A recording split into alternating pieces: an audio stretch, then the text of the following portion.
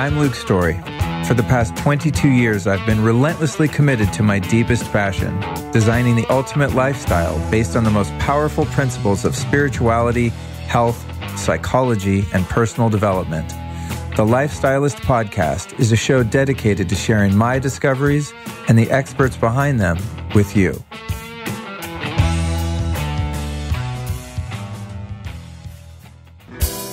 I love me some green juice, and that's why I'm so grateful to be promoting our sponsor, Organifi, and I talk about that a lot because I use that stuff every day. Now, another product I use from Organifi almost every day, but rather at night than in the morning, is the Organifi Gold. This is the Soothe and Recover blend. This stuff tastes delicious, you guys. It's like a golden latte.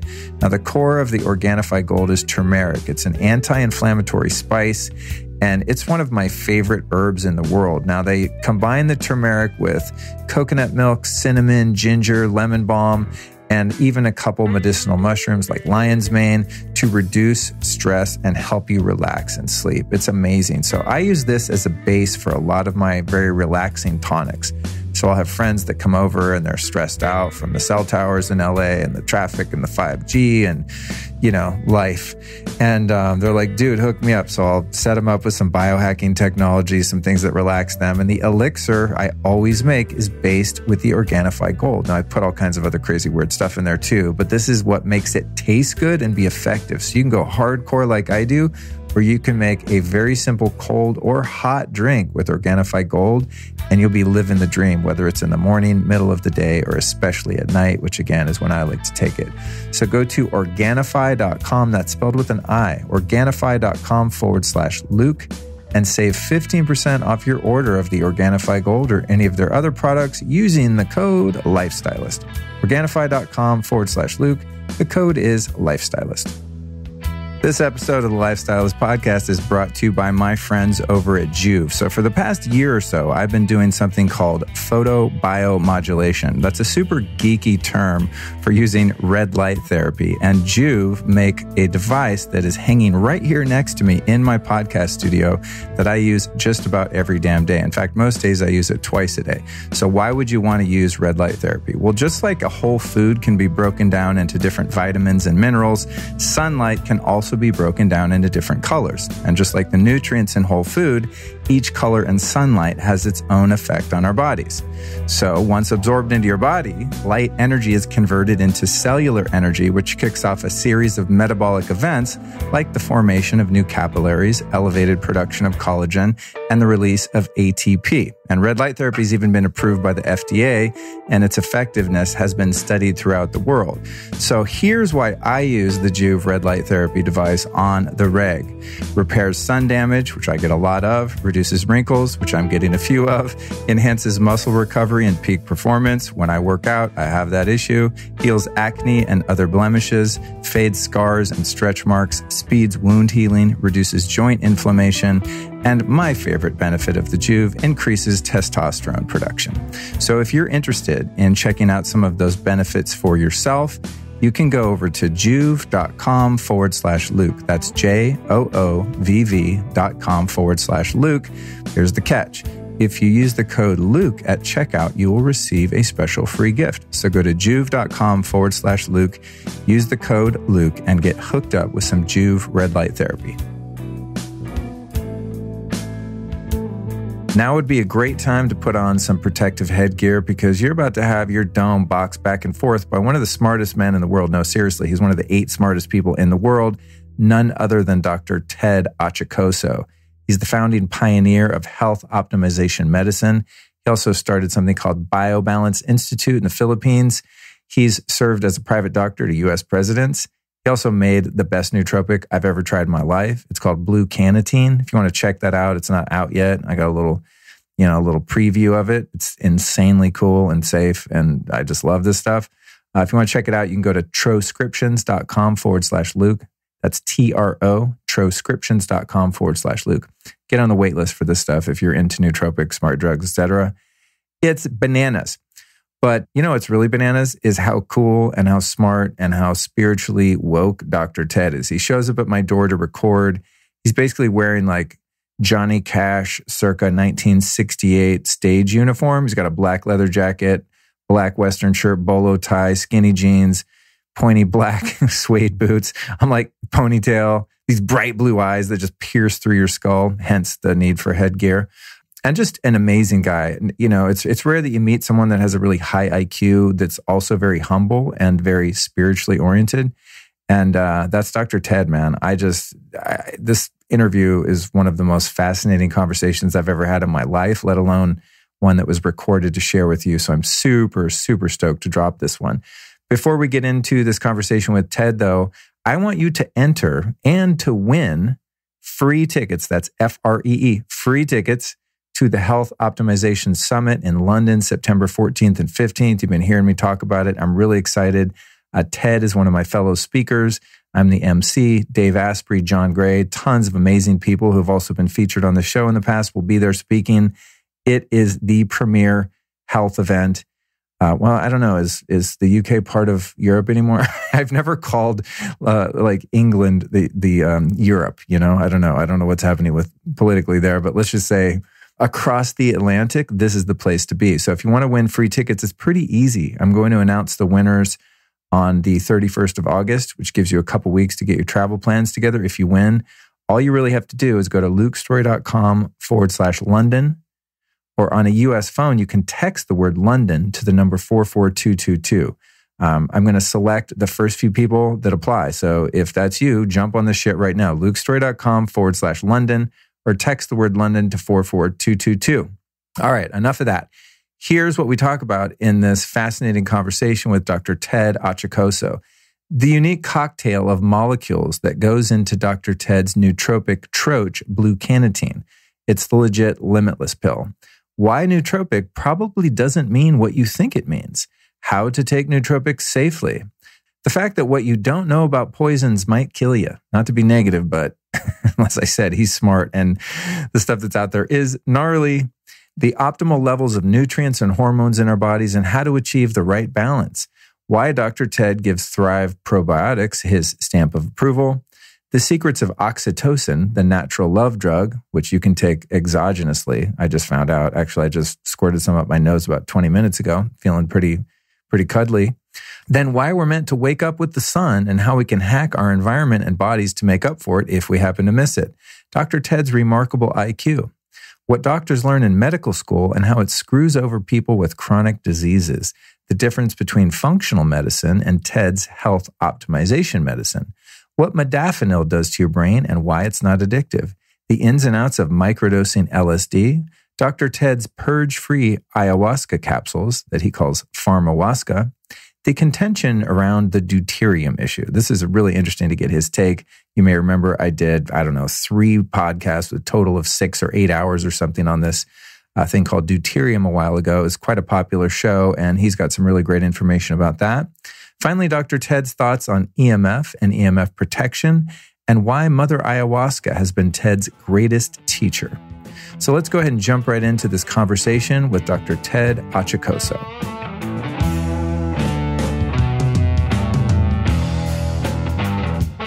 Okay, Dr. Ted, we are now live on the Lifestylist podcast. Welcome to the studio. Welcome to the show. Thank you. Thank you for having me. Yeah, I've only done a few recordings here at this new location, and it's really fun to have people come in and hang out before. So for those of you listening, we've just spent the past, hour and a half shooting the shit. And when that happens, I'm always like, we should have just had the mics on. But we were talking about some off the record stuff that we can't talk about anymore. I'm sorry. But I guarantee we're going to get into some crazy stuff. So welcome. And I guarantee you guys, this place is amazing. He has a wonderful garden at back and his biohacking shed, which is actually quite an expensive shed. And this setup here, it's actually fantastic. Cool, man. Well, I'm excited to sit down with you. I've been looking forward to this one. You know, as I told you, I just got back from Spain. My flight was canceled on the way back, which was a lesson in trusting the divine order of things and kind of surrendering to that. But as a result, I didn't have as many days to recover from that trip. So one of the things we're going to talk about later on in this conversation is all of your insane jet lag hacks. Yes. Because as a doctor, you've got a lot of things up your sleeve that I've not even heard of, surprisingly. So that's going to be great. But you guys came in and I got a little, what's it called? A trochee? Yes, a trochee of yes. of oxytocin. Yes. Which I needed today because I didn't get enough hugs. And then all sorts of other various and sundry things. Tell me about this blue... Carnitine? About the carnitine. Well, the name blue carnitine is derived from methylene blue. And then Ka is for caffeine. Na is for cannabidiol. And teen is for nicotine, which is the ingredients of this blue trochee, which you dissolve, between your upper lip and your gum. And it makes you limitless for about 3 to 4 hours without any jitters or any bad come down. Those blue things, which our mutual friend Tim, that we're going to be joining at the London Summit, he gives me those things every time I see him, and I'm always like, now I'm like a crackhead. I'm like, do you got any of the blue pills? The blue pills, I'm like, usually I like the red pill, metaphorically speaking, but those things are amazing. Now the methylene blue is interesting. There's a lot of, you try to buy it online, and it's made in China. Yeah. It's a little dubious. Yeah. It looks and tastes so chemical that I've never really trusted it. But tell me how that methylene blue works as a nootropic. As a nootropic. So this backstory here that no one knows about is that I actually created this formula 3 years ago in my kitchen as a gum. All right. And then it was tasting fine. It was doing fine. And then time to find someone to actually make it for me. No confectioner would touch it. Apparently, gum should be made by a confectioner. I didn't know that. I thought you could go to some manufacturer. And because it turned all of their equipment blue. Oh, wow. Yeah. So what it is, I saw the final studies on, the first study rather on human memory, which used 100 milligrams of methylene blue. And I said, I bet you this is like a one-time deal that they wanted to measure, but you could probably use it in a lower dose on a daily basis for improvement of your memory. And it's on some parts, it's an electron donor. It donates electrons in your electron transport chain on the mitochondria. So, but on the other hand, on other studies, it shows that it's an electron receptor. So it has that kind of biphasic action for you. And for me, all I want is actually the effect, right? I want to have intact short-term memory, especially if I'm lecturing or especially if I'm fucking jet lagged. And you want your brain to rev up, and you're supposed to be in a lecture, and you just arrived, and you're 12 hours out of sync. And it just works. I love them. And before I forget, give me the website for them. And Troscriptions.com. Troscriptions.com. Yes. Okay. It's like prescription, but it's trochee. Right. Yeah. Which is the little lozenge you put between your cheek and gum. Yes. A trochee is just actually a mechanism of delivery, right? It's spelled TROCHE. So for those who are listening, if you see that word, you can pronounce it correctly. And what it is either used sublingually, if it's a sublingual lozenge, or as this is used as a classic trochee where you don't like actually saliva to dissolve it for you because that will be too fast. Interesting. So you let it melt between your cheek and your upper gum. And with the methylene blue, I mean, what was it invented for? Was it invented for health, or is it like a dye or something? No, interestingly, methylene blue is actually used medically. Oh. Right? In if you get methemoglobinemia and all of those types of acute conditions. So it's a drug, but anecdotally, I had a client who grew up in France, and he said, Dr. Ted, when I was younger, he said, we used to have these blue lozenges that we'd take whenever we had sore throat. And then the sore throat would go away, but we'd have blue pee.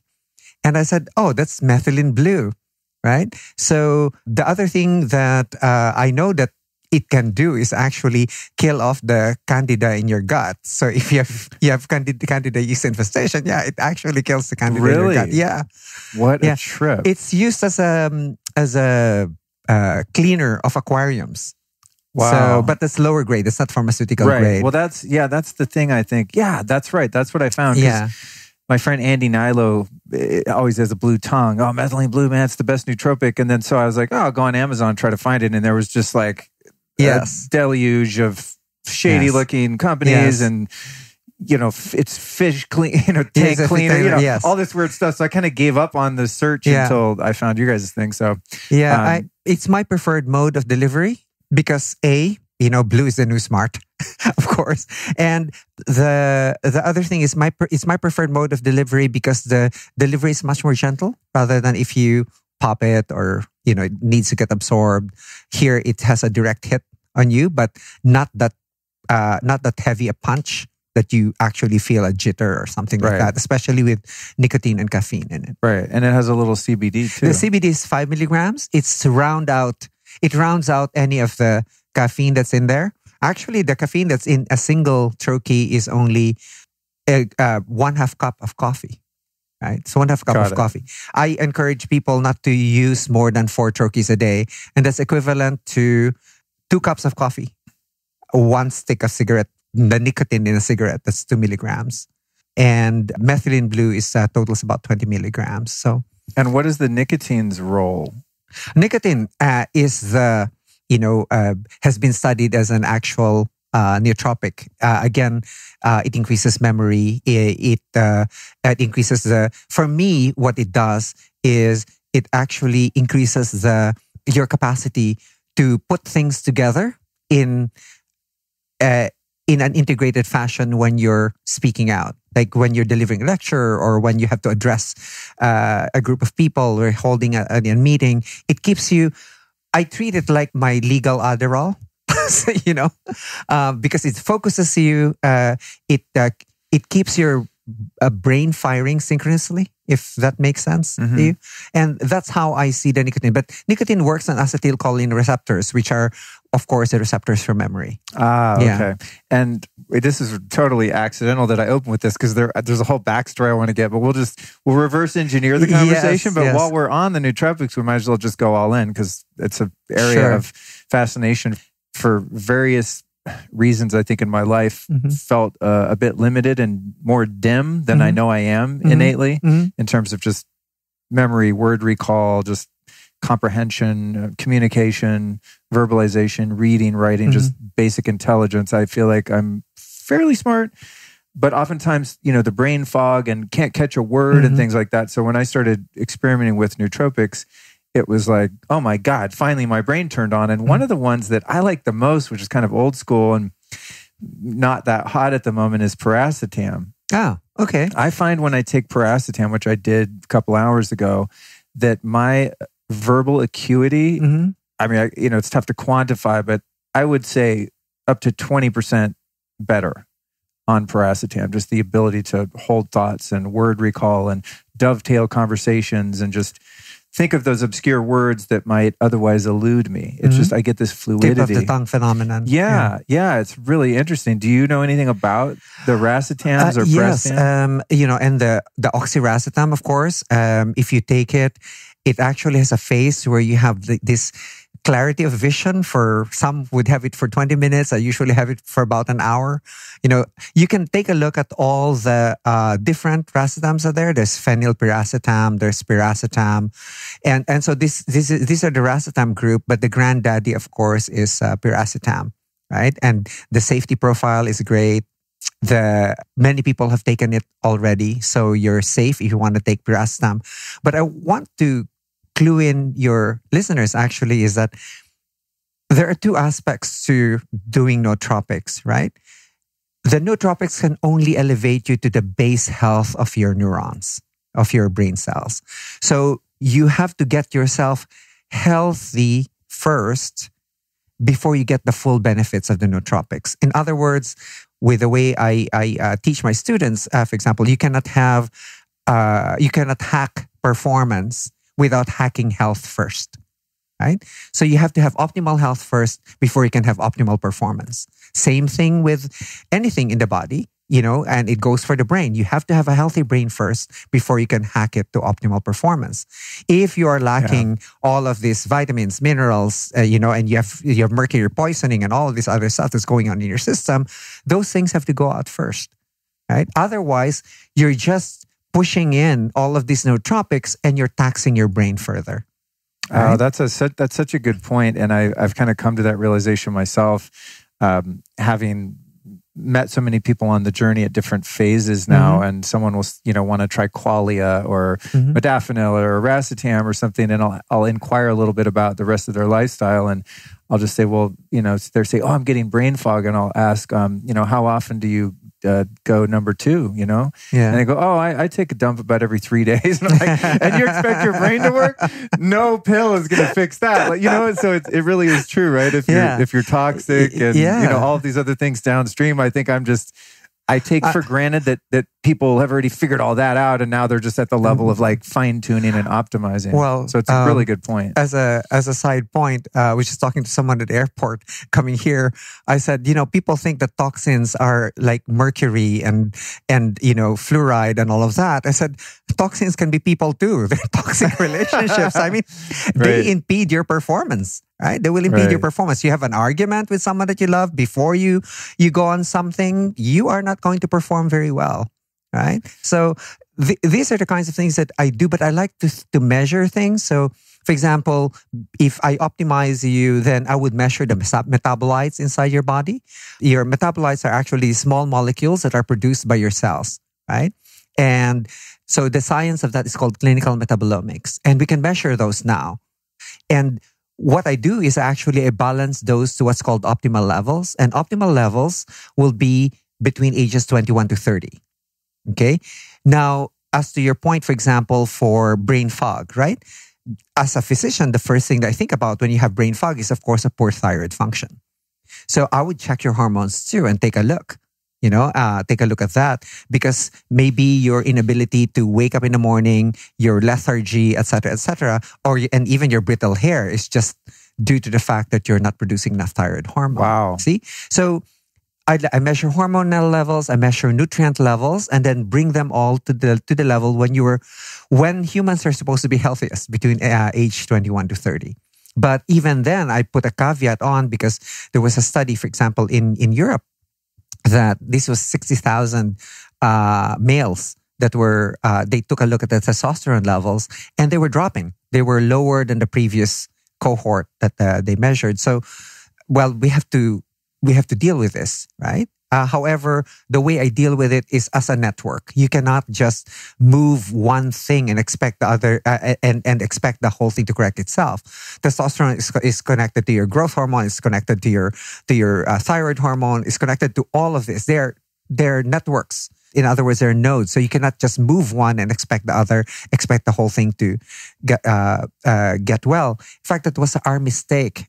Early on in anti-aging medicine, when they started to just give estrogen alone without opposing progesterone, for example. They just started to give testosterone alone, which is still very common now, without giving all the other anabolic and catabolic hormones to the body. Because you said earlier that you wanted to hack jet lag, you better make sure that those levels of your hormones are optimal first. And then you could hack jet lag. However, you should remember that when you're changing time zones, say for me, here to Manila, that's, no, not here. East Coast to Manila is a 12-hour time difference. Midnight there would be lunchtime here, and I would be starving. And lunch there would be midnight here. So the first day, my stomach would actually be closed. My intestines are not moving, right? So what you do is you put in the appropriate timing of the hormones that will simulate what it is producing during the day, right? So that you're within 2 or 3 days, you're actually good. I've heard you talk about that, and it makes total sense. I mean, it's the other piece to the circadian rhythm, right? Of getting in. Like what I always do is just try to get grounded as soon as possible, find a body of water, do my best to watch the sunrise and the sunset as soon as I land, to at least get the light part of it right. Yeah.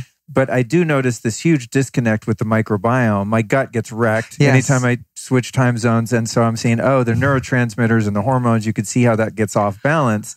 But if someone's not a doctor like you and can't travel with a bunch of needles full of the various hormones, how could the layman, the layperson, it's actually very simple. Do that? It's really very simple. The last thing that turns around, the slowest that turns around in terms of rhythm, is your gut. Okay? So when you know that you're already pooping at your regular time in the place, you know that you're fully adjusted. Okay, so that's the first thing that you take care of. Okay, so be gentle. For example, when it's expecting midnight, it's midnight and expecting to be closed, and it's lunchtime where you are, feed it some broth, right? Be gentle with it. And then don't forget to take, if you're eating solid food, don't forget to take your enzymes with it, because even the enzymatic production is actually down to digest your food. Right. So the enzymes are supplements, and so are your spores. For example, for probiotics, right? You could carry those spores without keeping them cool, and you take a couple of those, just to make sure that even your microbiota get jet lagged. They're asleep at the time. They're confused, right? Yeah, they are. That's the sense I get, because there's always this dysbiosis experience. And I was stoked to see we were in my kitchen before this, and I was like, oh God, I hope I get the answer I want here. What do you think of my Just Thrive spore-based probiotics? And you gave them the thumbs up. Yes, I actually like it because it will actually grow in the colon where it's supposed to grow. The second thing is they're tropicalized, so they're heat resistant, so you don't need to refrigerate them. I actually, in the brand that I had them make for me, I removed just one species of bacteria in there because of a study that was not in there. But, as it has very good studies by itself. Is the issue that if you take because I interviewed Tina Anderson, which will have been published by the time your show comes out. So my regular listeners will already know there's a whole probiotic episode before this. I don't know the dates on these things, but at any rate, I interviewed Tina Anderson, and she was giving me all sorts of interesting information about the whole probiotic industry and stuff. And what I gathered from it was that most of them that you take don't ever colonize and don't really make it. They die because of stomach acidity and all kinds of stuff. So it doesn't matter how many billions it says it had or how many strains that even now it's waste. Even now it's shotgun, right? So what I do is I do a stool test and take a look at the colonies of bacteria you have in there, right? So you could see whether or not you have Akkermansia municiphala and all of these other wonderful organisms that are supposed to be there. It is unfortunate that the Human Microbiota Project, for example, closed down because we were still unable to identify the core that's common, the core microbiota that's common to all. However, it's still basically shotgun out there when you take a probiotic, right? Even if you measure, there are still no targeted probiotics available out there. And that's where we're going to, right? After you measure what you're lacking in, then you could actually give the actual targeted probiotic for that person. It becomes customized. Do you think where we're going is us to have the ability to test the biome, find out what bacteria we're deficient in, then make spore versions of those so that they are sure to colonize? If the bacteria actually is the spore-forming variety, right? So, how did I know there was no simple answer to that? I want to back up because it's fun. I always have my list of questions just so I don't forget the really important ones. But then it's fun when the conversation just is so natural and deviates. But I know I skipped something I wanted to touch on back to the kind of nootropics part. And when I came in, you and Roland said, hey, we brought you a couple gifts, and you have these specially made sort of private label troches. And you said, hey, this one's oxytocin. You gave me a little baggie of those. And I thought, to be honest with you and my audience listening now, I was emotionally having a little bit of a hard time today due to a number of personal factors. And so I was like, and literally not like getting hugs, or I didn't really see any humans today. I was very kind of solo-mish. And so you gave me this oxytocin, and I took a quarter of a little troche. And I don't know if it was because you guys had such great energy, but I got super happy. And I was pretty depressed, to be honest, today, And so what is this oxytocin that you can take exogenously, A, and B? If one was to do that on a regular basis, what would the typical application be, why and when? And finally, would that diminish our body's ability to produce it at any point if it was done on a regular basis? Well, the dose that you took is really only a very small dose. It's the same argument is being given for the use of growth hormone for anti-aging, for example. It's a tickling dose. It's nothing compared to what bodybuilders use. So in other words, there's a term called supraphysiologic dose, right? That's when it's used as a drug. But here, you're only using it at a very small dose to balance out your Right then, when we met you, you had an oxytocin deficiency syndrome. Right, totally. I did. So, I did. Oxytocin is actually very, very good at rounding out emotions, right? It makes the sharp edges of a situation get blunted or sewed off. Is this why you can be in an argument with someone, and if you can get past it to the point where you can have a nice long hug, you both just feel so much better? Yes, because it releases the oxytocin. Even though the problem has not gone away? Yes. And you're like, wow, we're fine, at least, for the moment. Yeah. Here's a really interesting story. It's an old one about oxytocin, but they actually did this. There were like venture capitalists who were given business plans, right? The business plans were actually identical, but they were just jumbled together, formatted differently, et cetera, and given to the same venture capitalists, right? So on one stack, we don't use paper anymore. So you can't do this trick anymore. One stack they sprayed with oxytocin, and the other stack they didn't, right? And the venture capitalists on the same proposal, they agreed 80%, on funding the company. So don't get any ideas, startup entrepreneurs. No, I was already thinking about, okay, I need a spray bottle when I walk, before they come in the room, spritz the room with a bunch of oxytocin and then say, so can I borrow the money? That's interesting. So no risk of downregulation. Yeah, no risk. It was very low. And I use it also for autistic kids, right? Really? 5, yeah. Yeah, they become very social. They hug. They don't like to hug, right? They don't like to hug. Give them. Like I give them 5 IU in the morning when they wake up, and then before their lunchtime meal, another 5 IU. They actually begin to hug. And would these oxytocin troches be available commercially anywhere? Or is it a prescription thing? It's a prescription. It's a prescription. But I'm just telling you the effects. Oxytocin is also a hormone of orgasm. So if you want to have one of the best orgasms of your life, take it 2 hours before. Really? Yeah, take it 2 hours before and you'll have a fantastic orgasm. That's if your dopamine and serotonin levels are, are balanced. Right. Okay, cool. Very, very good information. Now, in terms of downregulation, there's a couple other compounds that come to mind. Are you familiar with Jack Cruz, Dr. Jack Cruz? So I've had Jack on the show a number of times, and he's got some very strong opinions about many things. And I invited him to speak in the Philippines, actually. Oh, you did? Yeah, I did. And I'm on board with 99.9% of Jack's stuff because I try it and it works. He got me watching the sunrise. It changed my life. Yeah, I couldn't get him to just simplify and clarify his writing. Well, that's my job. That's what I pride myself in, is taking people like you but Jack, he loves me. So one thing he's adamantly against on all basis, in all scenarios, is exogenous melatonin. And, he said it just absolutely destroys the body's ability to do it. And that's one thing I use for jet lag hacking. I don't take melatonin unless I know I'm going to sleep like shit, or I'm traveling and I'm trying to trick my circadian rhythm and I know that I'm not going to be able to produce it on my own. What's your view on regular use of melatonin? Are there downsides to that? Actually, if you take a look at the normal production of melatonin, it declines with age. It's very high, right? 18, 19, 20. And the peak is actually quite pronounced. By 24 or 25 years old, it starts dropping down very, very acutely. And this is in normal people. Right? So for me, my point is, when you're already starting to get deficient in it, you should start supplementing.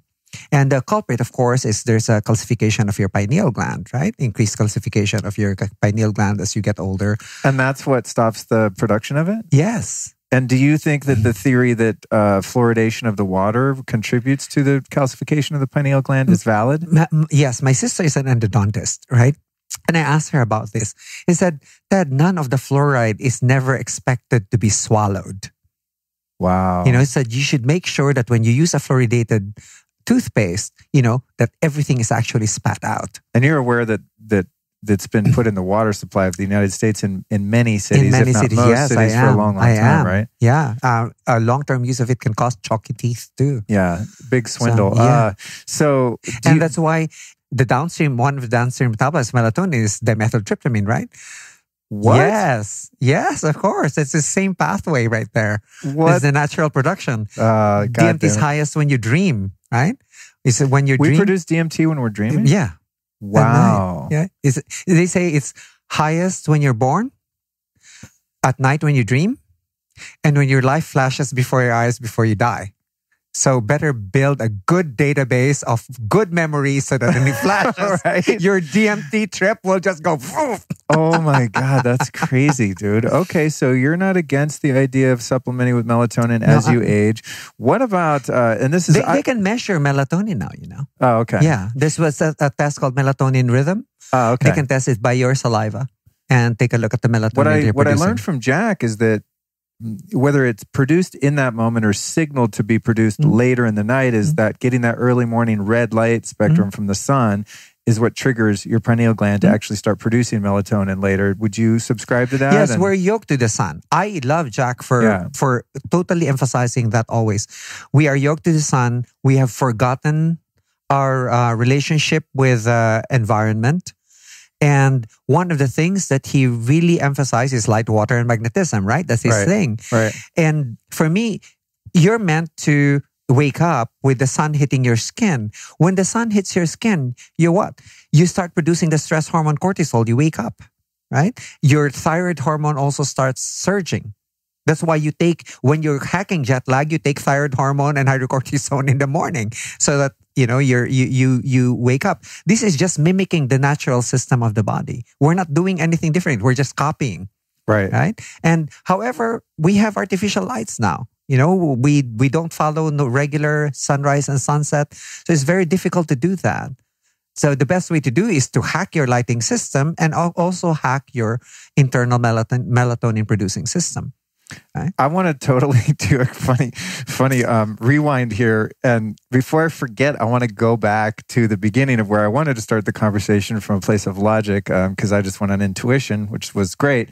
There's something that I know many things I know nothing about, but in relation to studying you and inviting you on the show, one thing that I found intriguing about you is that you have this purportedly phenomenally high IQ level. And I also found it interesting in listening to a lot of your work and studying what you do, that you're a man of deep humility. And I'm sure that because of that, it's not something you typically like to talk about or, God forbid, brag about, but give us the numbers of your IQ, because it's something you're kind of known for as being this really brilliant guy that's sort of been quantified through testing to be so. Because I don't know, if an 80 IQ means anything, 200, I have no point of reference for genius or beyond. So, the point of IQ test is it measures how well you take IQ tests. that's it for me. I joke about it this way. It's 210 on a bad day because I cannot understand anyone, and 186 in a good day because I can understand some people. So 186 would be on the lower range and 210 on the higher range. It fluctuates. But the meaning of that really is, if you look at it as hard values, it's not the proper way to look at it. You look at it in terms of the probability of occurrence, right? The probability of occurrence of that type of score in a test for me is 1 in a billion. Okay, so that's a better way of looking at it. So your IQ on average humans that have taken such tests is 1 in a billion. Yes. And so that would mean there's about 8 human beings on the planet that have the IQ. When I was measured, and I'm continuously measured, when I was measured, there were 4 of us. So there's now 8 of us. Because the population's doubled since then? Were you a kid or something? Is that... I was 15 when I first measured, and I was first year in college. Interesting. Yeah. Another thing I find interesting about your exceptionally high IQ is that you have seem to have some experience in entrepreneurship. Yes. And there was, I don't know if it was a study or what kind of information it was, but I took this in at some point And I hung on to it, and now I can't find the point of reference, but there was an expose or a report or something on the highest IQ people on the planet, and this paper indicated that they all worked for someone else. They were all kind of bean counters, essentially, and that, the Steve Jobs of the world and all the truly innovative people that we think of as genius don't really have that high of IQs. And the theory there was that if someone has a too high of an IQ, they're able to calculate the risk of a venture, and they don't do it. They don't pull the trigger. Whereas you have these sort of like, these cavalier kind of, bright people that they're very creative and innovative, but they're not smart enough to not pull the trigger because they don't care about the risk. So that's a wonderful question, by the way. I teach this to all of my students also. I said is to have an evolutionary point of view. And what's the essence of an evolutionary point of view? You throw out as much shit that you can out there and see what takes, right? And so whatever survives, whatever project survives, the environment selects for it. Your capability to sustain the project and interest, etc., will keep it alive, will make it successful, and so on. So you can not just have one. You should have several projects going. See what takes. It's like I actually traded currencies for a while using artificial intelligence models, and I was winning. But at the beginning of the week, I would have like 12 species that I call 12 artificial intelligence models that would start going, right? And they would compete with each other. Some would lose, etc. By Wednesday, I probably have, out of the 12, I probably have just 6 left because I kill them one by one, right? By Friday, you may have only one going and you're losing a lot of money. And then it makes this one that's known for, it makes the model goes this one major trade that you were not expecting it to make. And boom, you recover all of your money and then some. So, for me, that's the way the evolutionary perspective is a lot better than calculating the risk, because you cannot calculate for the risk of the environment. And because it's spontaneous in its nature, right? Yes. There are companies, for example, that do not survive just because they're in the wrong geography, right? They're not. Oh my God! Yeah. I've observed this with retail, because I've lived in LA for 30 years, and I have a couple friends who have lived here for longer, and we observe there are certain, like, we call them energy vortexes. Yes. There's certain commercial plots here of land that no matter what they put there and how much money they sink into the building and what kind of, marketing they do, they will always fail. There's just dead spots. They're like these vortexes of energy. Have you ever observed that? Or no, does that relate to what you're saying? Mathematics that I wrote a book, right? On the, they now have a term for it. They're called connectome. Right? When I wrote it was a neural circuitry database. It's the wiring of the nervous system of a worm, right? And it was used by just 100 labs in the world in 1992. And then a lot of people are now reading it up because I found out that the field, which we called connectionist systems in AI before, is now called deep learning. So what marketing can do, right? Suddenly everyone's interested in the book over again. But anyway, during the time, and it's called connection systems, that's why I have this network perspective, right? In health, in what you were saying, there were models actually called neural network models that would model where you're actually, you can put in a profitable business. You could put that in, you can model that in a landscape. You could see that there will be holes. That really, yeah. Do you think that has anything to do with what's that word I'm looking for?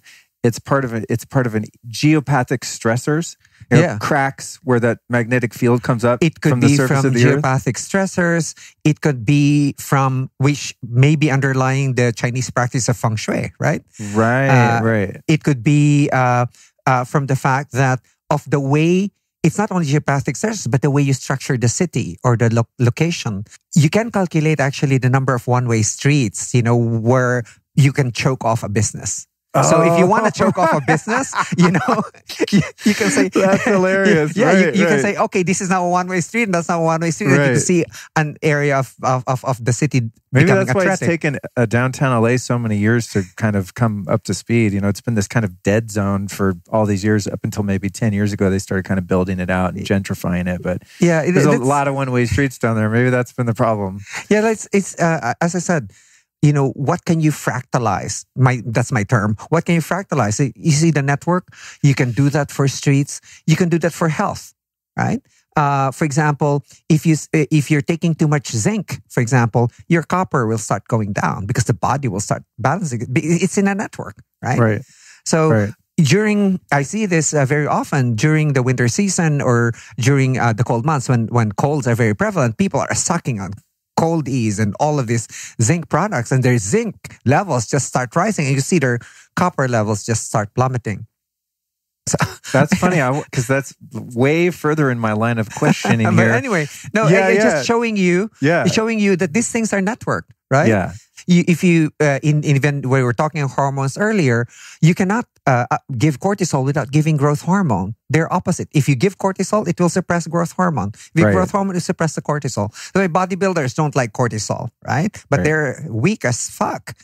When they're on stage and stuff, they're really, really very tired because they can't handle stress anymore at the time. On the top, I'm just going to jump in there now because you hit the point that I wanted to hit. Something I've just been sort of researching. A guy named Dr. Morley is a big expert in minerals, and his area of expertise specifically is dealing with iron toxicity. And, how this iron gets bound in our tissues. And for whatever reason, in the 1940s or 50s, we started putting freaking iron ore in all the cereals and breads and fortifying things with iron, and how that interferes with the copper in your body. And, I can't begin to explain it, but in your practice, do you look at the iron toxicity, and are you like... I do. Is that part of your... Iron is one of those difficult things to manage because... iron in the intestines, for example, we have a fixed amount of receptors for iron. If you take any more, you're just going to poop it out, right? So if you notice, if you take too much iron supplement, your poop is going to be black, right? And that's too much of an iron supplement. But even the any condition in the intestine that will absorb affect its absorption. Like for example, there's a competing mineral that the transporter will use, right? That will use a transporter rather, whether or not you have dysbiosis and you have leaky gut. All of this will influence the absorption of iron. But you can generalize that more actually to other minerals as well, right? It is not just iron. They have their own transporters. They have their own mechanisms of being absorbed, and they have their own positions within the cell. And the reason why iron is very important to us, of course, is that it forms the iron sulfur clusters in the mitochondria, right? And they are in our hemoglobin and so on and so forth. But generally, we do not lose iron unless we bleed. That's why women who are menstruating, for example, would need it, right? Because they get anemic because of that. But in general, we can absorb iron from food, right? It's just a matter of being able to take a look at or separating what kinds of diets are actually bad for when you're taking iron. But iron is generally in like bitter leaves, right? Moringa, for example, would have a lot of iron. It tastes very bitter. What I'm getting at is kind of the flip side of the coin, and that is that we have too much iron. And so...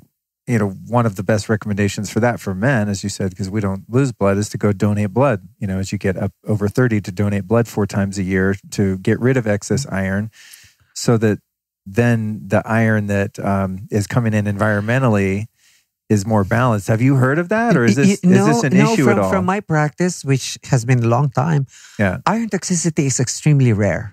Oh, okay. Right?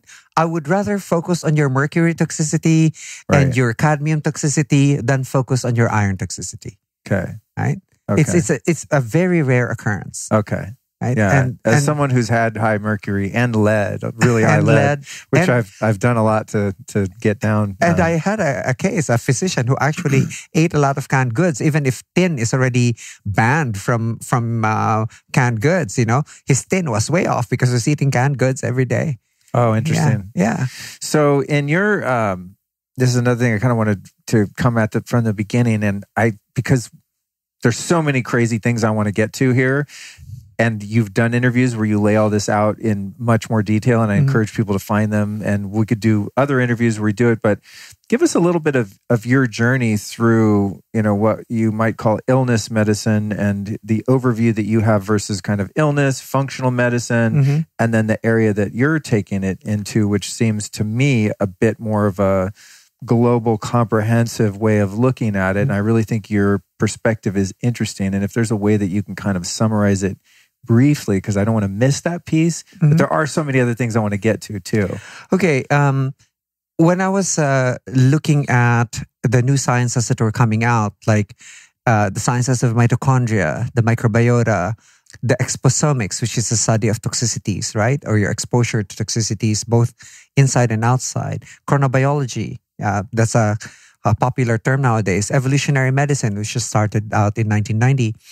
Epigenetics, which people have heard about. And then now metabolomics. How do I put this all in clinical practice? And I found out that, in illness medicine, you diagnose and treat diseases. So I said, so what if we had a specialty that just detected and corrected imbalances without addressing the diseases, right? Just to keep the healthy cell healthy, right? And then I realized that there's actually a spectrum. Before everyone knows this, before you get into disease, you get into borderline deficiencies and subtle toxicities before you actually get the pathology or the disease itself. But technology did not have that a form of measuring before, right? They could only measure once the disease has occurred. Is this why we got set off on the path of allopathic, or as you say, disease medicine, where symptom erupts, find a drug or a surgery to get rid of the symptom and then move on? Yes. It's kind of like, actually, or is that because it's so much easier to monetize that because the system keeps people within the system and you can keep sort of milking cash out of them and their insurance companies? I mean, chronic diseases is a big source of money, right? Right. In medical school, essentially what we're learning is really very simple. Anatomy, which is a structure, physiology, which is a function, right? And then we go to pathology, which is diseases, right? And then from pathology, learn pharmacology, which is drugs and surgery. So that's what we do all the time. Anatomy, physiology, pathology, pharmacology, surgery. That's our mantra. You go to the heart, you go to the liver, you go to the brain. It's the same thing. Structure, function, disease, drugs, surgery. However, it's like we were talking about this beforehand. The metaphor I'd like to use is the one for cars, right? When you go to your illness medicine doctor, you already have a flat tire, and the doctor either patches your flat tire or removes your tire your tire entirely, and that's called a transplant, right? Right. Okay. Good. You patch it, and that's called graft, coronary artery bypass graft. That's patching, right? So that's how we know how to deal with a tire. When you come in with an overheated engine, that's like a fever, right? You go and test the blood for, hey, this is Klebsiella pneumonia, or this is Pseudomonas aeruginosa, and you can give antibiotics, to the patient. But that's the extent of what we really do. We fuck up at chronic diseases, right? And that's because we were never taught how to maintain a car, right? So we go right into disease without knowing, okay, how to maintain a car. Our cars are luckier because they have sensors in there that says it's 3,000 miles, time for you to bring your car to the garage, right? And that for me is the origin of health optimization medicine, which I pioneered 10 years ago. Health optimization medicine is for doctors. Health optimization practice is for non-doctors. And what we do is simply to detect and correct imbalances at the level of the metabolome. Now, this was not easy to come by. Clinical metabolomics is about 40 years old as a science, but it's only come to the clinics recently. You measure all of these metabolites inside the cell. Now, I cannot fault illness medicine entirely for not looking at this because the tests were not available then. Right? Now, the technology is available. hell, we used to just memorize all the metabolites of the Krebs cycle, right? And now it's like, shit, Dr. Ted is measuring all of them. And you go, I have to go back to my basic biochemistry. But now that we have the technology, why don't we begin health here, right? Why don't we see where we are having imbalances in before it goes into full-blown disease? And that's the practice of health optimization medicine. It's the maintenance part of the car. And what's the difference between that and, the best of the functional medicine approach, where you go, you get all your Genova labs done, you test the urine, the hair, the blood, and Thank you the for poop. saying that. And and you look at it and you go, oh, you're deficient in this, supplement that. And then, that is kind of like a root cause approach, which I think is much better than the old system that you just described. However, the big thing is that they still deal with disease. We don't. When you come to us, we set aside your diseases. We only take a look at your subtle toxicities and borderline deficiencies and move those. Whatever happens to you that's good is what I call a beneficial side effect. And therefore, we have no claims. A lot of patients come to me and said, Dr. Ted, why don't you claim that you're able to reverse diabetes and this and that? I said, because we have no claims. All I did was just balance out your levels of nutrients and hormones to the level when you were between 21 and 30, and balance properly. All of these other things disappear. You sleep better. You have a lot more energy, which is a very common complaint, right? Having a low battery. You relate better. In fact, one of the best stories that I have about it is my car was driving away. I saw the driver of a client of mine actually running towards the car. So I asked my driver to stop and I rolled on the window and he said, Dr. Ted, whatever it is that you're doing to the boss, can you please continue doing it? And I asked him, why? Well, she's been so nice for the past 6 months. She started handing her. She's very cordial to her employees. She doesn't yell anymore at meetings. She's very calm. She doesn't walk out anymore, and so on. So I said, well, this is the best testament for me to continue doing what I'm doing. Right? I make no claims. Right? But it changes your relationships. Yeah, as a CEO, for example, you make better decisions for yourself, for your family, and your company. So doing that is the trickle-down effect that you see if you work with these kinds of people, especially those with a lot of power, a lot of wealth that can be used for greater good, right? And then you make them feel better and everything gets better, right? I've tried to work on the grassroots. It doesn't work as well. Right. Again, I'm network based. Yeah. Which one is the Google, the Amazon, and the of all these nodes, and you try to get to them so that they make the world a better place by feeling better. Sure. Sometimes that's the reason too that I try to get some noteworthy people on the podcast, and sometimes I'll put that out there and listeners are like, we don't care about famous people, and I don't care about famous people either. I worked in Hollywood for 17 years. I could give a fuck about famous people. Most of them are a royal pain in the ass. No offense, but it's just the truth. If it's not them, it's their publicist. But I also recognize that they have such an influence, So you have a Kim Kardashian, if she starts coming out talking about, the fact that even just like, hey, don't chew aspartame gum. Like just someone at that level just saying that could affect generations of people downstream. Just one little thing. And so imagine if you get someone with influence that has even more knowledge and you help them spread that knowledge through alternative media like we are. So I think of that same kind of systems way too in terms of the sphere of influence rather than, trying to get everyone out working in the field. Let's get the guy who owns the field to change their mindset, and they're going to start, paying all the workers, feeding all the workers, and it's going to have that trickle down effect, which is it's just so true because you can see how it works. Yeah, for those people, I actually have a funny comeback when I'm supposed to know someone and I don't know him or her. It's supposed to be, this very rich person and so on. And I go, what charity does he donate to again? If I don't recognize, I say, no charity? Oh, okay, not worth knowing. That's funny, dude. We'll be right back at you after this brief but important announcement. Would you like me to save you some serious cash right now? Listen up. You're probably wasting tons of money on vitamins, herbs, supplements, maybe even prescription drugs, trying to improve your sleep, your sense of well-being, happiness, your energy levels. And I'm here to tell you, all you really need to do is probably just get solid REM and deep sleep. Not enough hours per se, but enough of the right types of sleep. And I can also tell you, based on my research and interviews with over 200 experts on this here podcast over the past few years, that if you are not blocking blue light from your life at night, you are not producing enough melatonin to give you the type of sleep that you really need.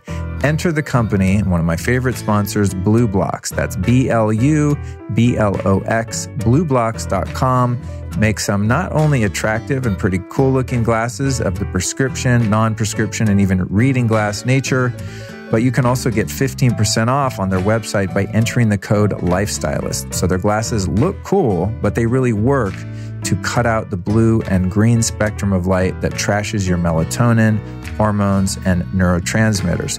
So if you want to be healthy, listen, stop ordering a couple of those supplements and just work on your lighting. This is really, really important. And I'm very enthusiastic about this because after changing all the lighting in my house to old style incandescent bulbs and wearing protective glasses like this at night when I go out or watch TV or work on a computer, whatever the case may be, my health has improved dramatically, and so has my energy and my mood. It's serious stuff, and it's very affordable and much cheaper than some of the other interventions that you're probably trying right now, or some of the medical interventions that are likely to be necessary later on. So go to blueblocks.com, enter the code LIFESTYLIST to save 15%.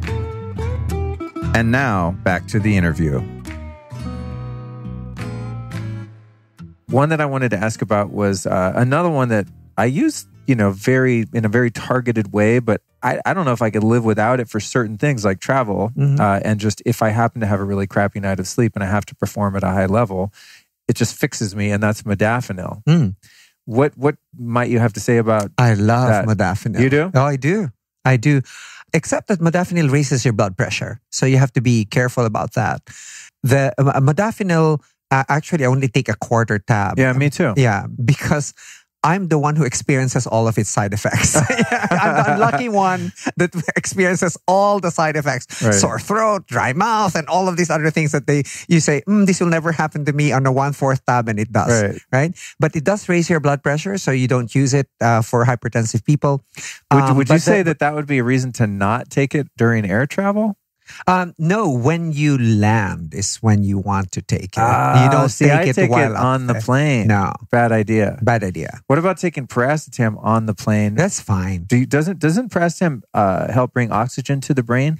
Yes, but you know that was my theory. Like, well, if there's a low oxygen environment, how can I get more oxygen to the brain? I'll take paracetam. Let me disclose a hack that I've never disclosed anywhere before. Yes, I love it. I actually microdose EPO. What's that? Erythropoietin. It's a hormone that makes your body produce more red blood cells. But I use it in very, very small doses. It's the one that Lance Armstrong got busted for. Really? Right? Do you need to be a doctor to get this too? Yes. You have all the... I'm going to med school. God damn it. You have all the cool stuff. But this is the first time that I've seen anyone actually do that kind of microdosing, because I use a very, very low dose, like only 400 IU a day. That's 40 IU a day. And that's while traveling. While traveling. Flying, yes. for flying. Yeah, for specifically. Flying. Okay. I use it a month before extensive travel. Oh, right? Wow. I use it months before extensive travel. But since I've been traveling extensively for several years, I started doing this about 3 years ago. So I've been doing it for 3 years now, every day. Yeah. So modafinil has some side effects, but the interesting thing about it, because it does feel kind of stimulating. Yeah. What I imagine Adderall might feel like. But the weird thing about modafinil, for me at least, having a history of being someone that's very easily addicted to things, even if I don't like them, if they're habit forming, I will form a habit and just hate the habit, but keep doing it. It's been a long time. So I was a little scared because it is a pharmaceutical. The weird thing about modafinil, I can't, if I tried to become addicted to it, I couldn't. I forget to take it for a few weeks, maybe a couple months, and I go, oh, damn, I could have had a modafinil. There's a supplement also form. You don't need to have a prescription. It's adrafinil. Adrafinil, the liver will actually cleave it to form modafinil. Oh, interesting. And then it will have the same effects. So if you don't want a sudden effect of modafinil when you have it, just have adrafinil. The body will actually convert it to modafinil and you have the same effect. Why do you think it's not addictive? It's like, it's not, I know it's not an amphetamine, and amphetamines are, addictive for some people more than others, but it's like, it makes you not tired, but it doesn't make you wired like some sort of methamphetamine would. It's really weird. Do you happen to know why you can't really get addicted to it, even though it is somewhat mood altering in a mild way? The way I, reading about the materials, we don't really know how it works, right? It's called a eugeroic, right? Eugeroic means it makes you feel good, but the mechanisms of action is actually not known. But looking at the way it acts, I think the reason why it's not that addictive is that it has a more balanced release of dopamine and serotonin together. Oh, right? okay. If it were pure dopamine like Adderall does, then you will really get addicted to it. Right. Because dopamine-inducing, the rush, is are highly addictive. Just like Instagram. And pornography. Pornography raises your dopamine, right? Yeah, that's why I quit that shit. It's horrible. 2 years ago, I said, I've had it. I'm done. I want natural dopamine. Okay, that's interesting. And the other one I wanted to ask you about is Phenibut. Are you familiar with that one? I just took it actually. I should have known. A few nights ago. Oh, okay. Yeah, for sleep. Yes, that's addicting. Yeah. And I've noticed if I do Phenibut too often, I get weird headaches and kind of vertigo feeling. It definitely, I've been turned off to it a few times because I think I took too much. And it's just, that one is like even more risky, I think, in terms of negative side effects than modafinil or the racetams or any of that. Like if you mess with Phenibut too much, it can screw you up, right? Yeah, I don't take it. I probably take it only like once in a month, or because I don't like the Phenibut head. When you wake up in the morning and you're groggy. Right? And even worse is the Phenibut boner. You don't have any. So you wake up with nothing. It's inverted. It's turned into a vagina. If you're, for example, wanting to just use it once because you're jet lagged and you want to sleep, and you have the next day free that you can sleep for a long time. Right. Because it tends to prolong your sleep. Right? You know what I like Phenibut for is, and maybe this is because I don't drink alcohol, but I find it to be a really good social lubricant. Low doses. Yeah. Phenibut, I don't know. I'm talkative and friendly and able to socialize a bit easier. It sort of removes a bit of the social anxiety. Not unlike one glass of wine, one drink. I don't feel drunk at all, but similar sort of GABA, relaxed, social feeling. Yeah, or you could also take 200 milligrams of magic mushrooms and we'll do the same thing. On the psilocybin, because we talked about this earlier, and this is, I'm fascinated by microdosing because for so many years I just didn't touch anything. Just because those were my rules. And now I experiment a bit more. And I was telling you the story of how when I first started microdosing psilocybin or magic mushrooms, I got, I was very paranoid. I didn't want to get high. That wasn't my intention. I just wanted better brain function, et cetera. So I actually met a guy on the side of the freeway. He did the handoff. It was very much a drug deal. It came in a plastic baggie, and I got a digital scale, and I measured a few caps and a few stems, and I'm okay. 0.2 of a gram is the recommended dose. I'm sticking to that. I'm not going to mess around. And so I kind of eyeballed what it was, and then I used the scale for a while, and eventually I kind of know the weight. And so, I just take one stem and one little cap in the morning with my coffee. And one time I did that at a Tony Robbins event in San Jose. And I must have picked a cap that had a lot psilocybin in it because I wasn't, not tripping, but I just felt uncomfortable in a stadium of 12,000 people. I walked in and heard that horrific music. God bless Tony Robbins, but he does play some horrific music. And I felt like I was like at a Motley Crue concert in 1984 again, when I used to like take psychedelics in the wrong situation. It's difficult to tell the quality of the... Well, so what I did, and I want to see if I screwed them up or if I'm still getting an effect, is I got an ounce of mushrooms next time, like a much bigger batch so it would last me. And I put them in my coffee grinder and I made a powder out of it.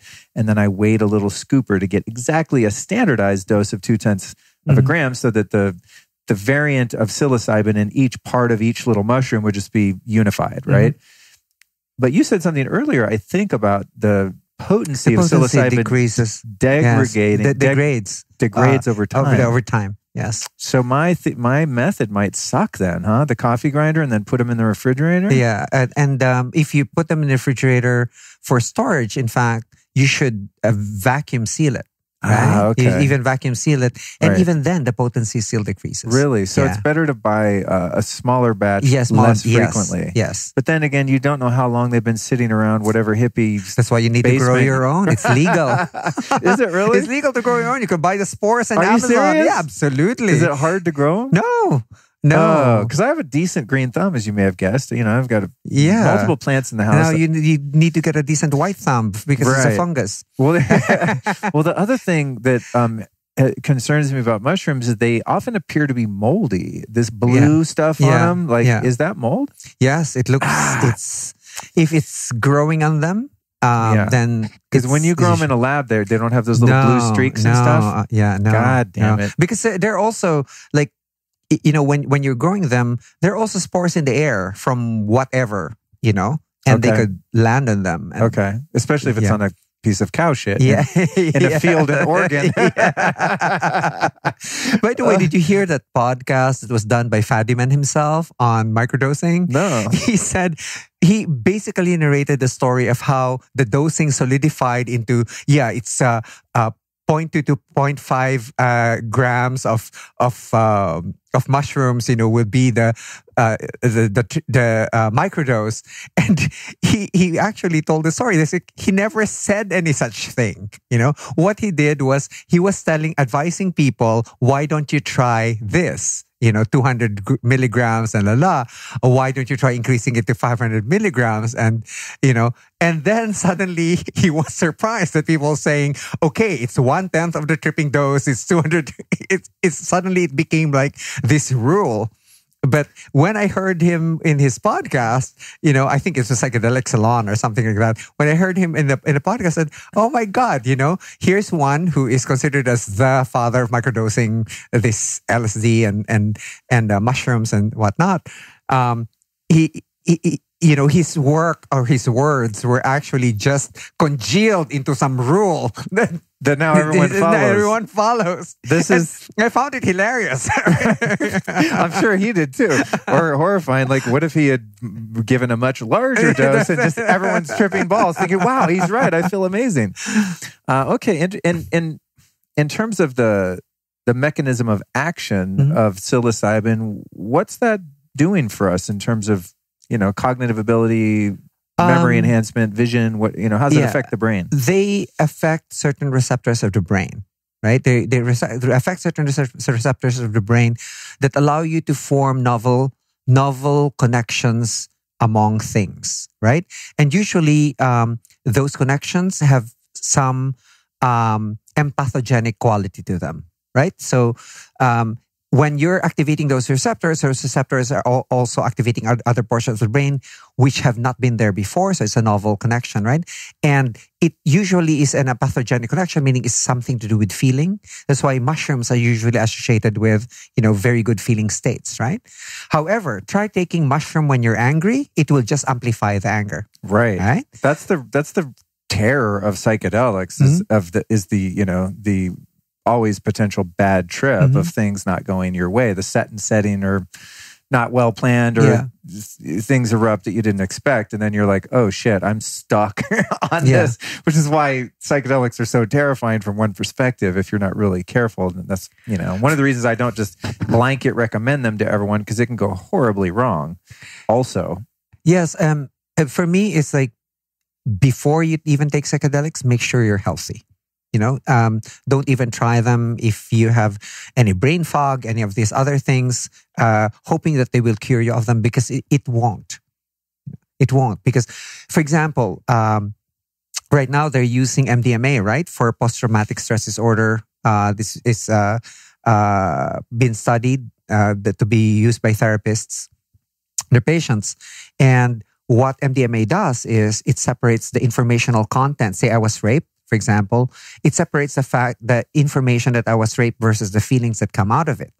Whoa. Right? So, and that's the effect of MDMA. So you are able to go out and say I was raped without feeling that entire emotional thing. So with post-traumatic stress disorders, in wars, for example, the person can see, okay, I shot this kid, like in the American Sniper, right?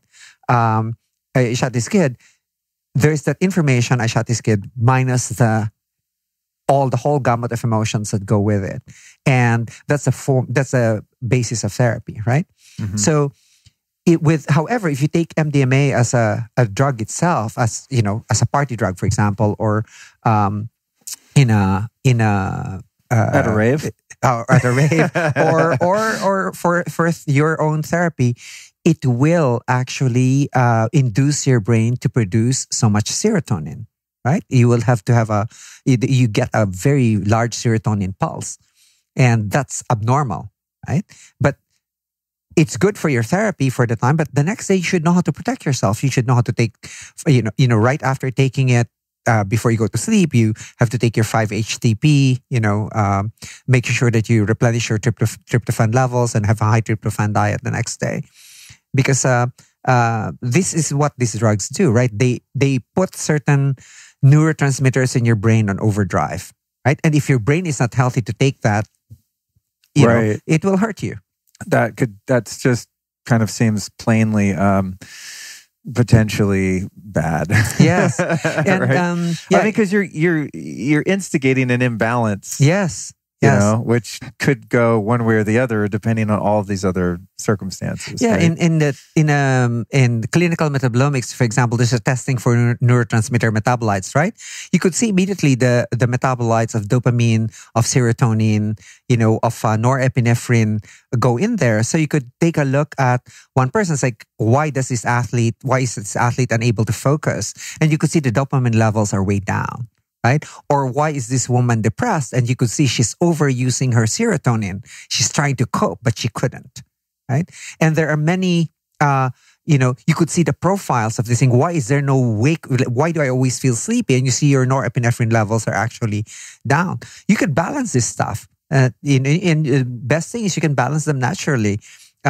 With just the right amount of amino acids if your enzyme system is still functioning properly. When you're young, your enzymatic system is still functioning properly, right? But when you're older, doesn't do that as much anymore. That's why, for example, there's this big debate, right? We took out T3 or the triiodothyronine hormone out of the market because we said that T4 will convert to T3 and therefore that will be the one that will be sold only. But then what people didn't realize is that as you get older, that enzyme that removes one iodine from T4 to make it T3 and make it active iodine also decreases in activity. So there's a lot that's going on when you're taking these substances, right? Your age, the situation of your health, more importantly, the situation of your intracellular health. What's going on inside there? They should be at optimal levels. Now that it's possible to do that, why don't you take a measurement first before you start before you start optimizing any performance? Optimize your health first. Because then that even if you push your brain to overdrive, like, my brain is producing so much serotonin on this E that I've taken, that it will recover quickly. Right. Rather than if your brain isn't. Right. So this is where it comes down to the very specific testing of neurotransmitters, hormones, toxic load, heavy metals, gut biome, all that. creating balance there, having a good base level. Yeah, that's done by clinical metabolomics. Right. Yes. Oh, okay. Yeah. Moving on to the next thing I'm very curious about, as you and your cohort, Roland, showed up here today and we started having a chat, and I think the topic of psychedelics or microdosing came up, and you're like, oh, well, today's Monday, so today was my LSD microdose. I thought, this is going to be a great podcast. One thing that's interesting to me about the LSD microdosing versus psilocybin, I think I just started with psilocybin because it was more readily available and it seemed easier to control the dose. Yeah. Just from a fundamental level, how the hell can you measure the dose of LSD? Because I'm coming from the old days of Grateful Dead concerts where you have a little paper tab and you could cut it in 4 parts and try to kind of microdose just to get a little buzz. But like your buddy might have gotten the part of the tab with more liquid on it. You know what I mean? And you're like, I'm not feeling anything. And your buddy's tripping balls over in the corner. Yeah. So how can you accurately measure LSD to microdose? What you do is, first, you need to have a reputable supplier of, say, 1P LSD. Okay. Because that's legal, right? Oh, okay. It's legal where? It's legal anywhere. Really? 1P LSD, yes. LSD isn't, but 1P LSD is. Really? What's the difference? It's just the 1P. I mean, is it just a different molecule? Or? It's just an addition to the molecule. Oh, okay. But it has the same effects. If it's legal, where could one get it? There's a. I don't want your guy, but if you just type in the Google 1P LSD buy, you will see it. Really? It's a website. Yes. Wow, interesting. Yeah. Okay. And then, so how does one accurately microdose? Because I mean, with LSD, that's not something you want to like. Oops, you have to have someone that actually knows how to measure it accurately. Your supply. Got it. Your supply is 100 micrograms, and then you have a diluent, the liquid that you use to dilute it with. That you can actually use a syringe or something to gauge the number of ml of diluent that you have, and then you could say it's 100 micrograms. Every 10 will be every line, for example, of 100 of a 1 cc syringe or 1 ml syringe, every line would be 10, right? Got it. I think that's kind of what I do with peptides. Yeah. I recently started shooting up peptides. Just why not? No, I mean, I mean, every line would be 1 micrograms. Got it. Yeah, but it takes a little bit of math. Because even when I was trying to figure out the peptides, I'm like, wait, 15? What? I thought, I think I got it right. See if I freak out. So definitely not for the novice with the LSD there. Yeah, if your source must deliver it to you accurately weighed. Right. Otherwise, there's no way that you could.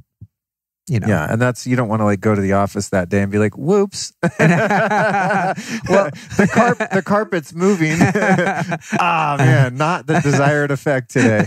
And you actually, when I'm in it, I usually just stay with a small group of people. I don't like, large crowds, etc. Because you become a little bit more empathetic. Like you feel the energy of people. You pick up energies. Scientifically, what's happening to your brain when you're taking LSD, a microdose of LSD. The nice thing about that is that this has been studied, right, by Robin Carter Harris, is they found that it actually dampens the default mode network of the brain. Again, this is another network, which is the seat of the ego. Okay? What? So you get an ego dampening effect. Really? So you could say LSD is like exogenous humility. Yes. Something like that. And you're also, I find myself with actually a lot of creative solutions. Oh, right? interesting. Creative solutions, a lot of things that, you're looking at solutions for outside the box all the time.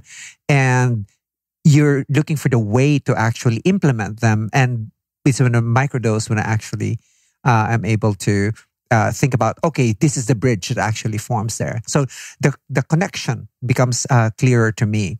As you said, exogenous humility is actually very funny because my mom died a couple of years ago. And of course, brothers and sisters were all like in a table and we were all fighting one way or the other and how to fix the problems, etc., etc. We had a very let's just say it was a very bad first meeting.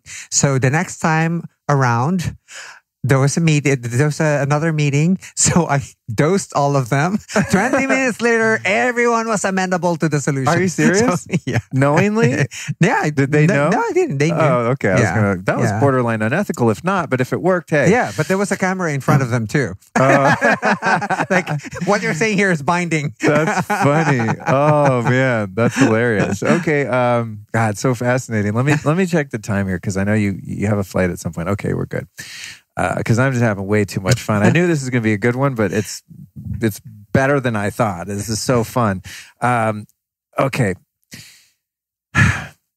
Ayahuasca. Yes, sir.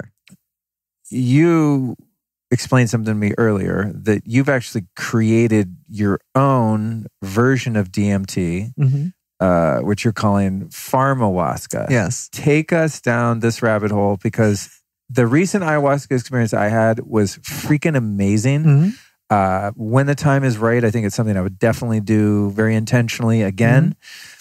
But one thing I definitely did not like about it was the sort of wasted energy of battling the nausea. You know, I didn't vomit. My 4 ceremonies, thankfully, I didn't, purge. The 4th day I did purge out the other side considerably, which was not pleasant at all, but just distracting, like when you're laying there on your mattress and you're having some beautiful realization or experience, and then it's like, oh God, I think I have to switch to the other side or I might throw up. It's just like, I don't even want to spend that much energy. Now, purist of the traditions would be like, oh, that's part of it. The plant knows, like you have to work through this. But I felt like I could have had the same experience without feeling nauseous. And you said you felt the same and you cracked the code. So what is it? No. Let's go first things first. The baseline is that I hate suffering. Okay. I am one of those people who don't like to suffer. As I told you earlier, if you believe that you have to work hard for your money, then work hard for your money. It's the same thing. If you believe that you have to suffer for enlightenment, then go ahead and do that. Right? But what I'm after is 1 cent solutions. I'm sure you've heard of the Guru and the Buddha, right? Walking by Enlightenment River. Have you heard this? I don't think so. So the Buddha and the Guru were walking at the bank of Enlightenment River. And at the middle of Enlightenment River was Enlightenment Island. And the Guru said to the Buddha, Buddha, I studied for 30 years at Levitation Island. And now I can just walk on water and reach Enlightenment Island. The Buddha said, my God, 30 years. That's so difficult. Said, why did you do that? The ferry to Enlightenment Island costs only 1 cent. So I am after 1 cent solutions. And I think ayahuasca is ayahuasca is a 1 cent solution to enlightenment. So, and then when I saw that the active ingredient is dimethyltryptamine, which occurs naturally in the brain, I said, okay, time for me to put my pharmacological training in this. So the initial ones that I worked on was using the traditional liver inhibitor called the Harmala, and so this is there's 2 vines. Yeah, 2 vines. Right? Beniseriopsis capi and Psychotria viridis. Beniseriopsis capi is the vine and it inhibits the liver. It's an irreversible MAOI inhibitor, right? So, and that is responsible for all of the vomiting. And that's why you go into a dieta, 2 weeks before and so on and so forth. So that you're actually removing tyramine from your food. Okay, so cheeses and other tyramine-rich foods are forbidden, right? Because of that. It's an MAOI inhibitor that is irreversible. So, and the other one, Psychotria viridis, contains DMT itself. Then they put it together. So right? if you just boiled up a bunch of the vine without the inhibitor, nothing would happen psychoactively. No, actually, interestingly, the vine, because it's an MAO inhibitor. So MAO inhibitor means that like the dopamine, for example, in the brain, the catecholamines in the brain will not be degraded as rapidly if you take the vine. So it by itself, it has an effect. All right, it has an effect. It just doesn't have the dimethyltryptamine. Right? Okay. Yes. Dimethyltryptamine, you can find Psychotria viridis. It's in the root bark of acacia trees. where usually you can buy from Amazon, right? Oh, a friend of mine's like, hey, I got a DMT vape pen. It's made from bark. If you want to come over and trip acacia. Balls. I was like, what? Acacia root bark. Yeah. Oh, okay. Yeah. So interesting. So what I did was I actually found a drug, which is an antidepressant, that's the world's only reversible MAO inhibitor. Okay. So which means that even if you eat, it will not cause you to vomit. So that plus some DMT crystals, will give you a journey of about 4 to 5 hours. So you give the liver inhibitor first, and then after the liver is sufficiently inhibited, then you start giving the measured DMT capsules, right? In a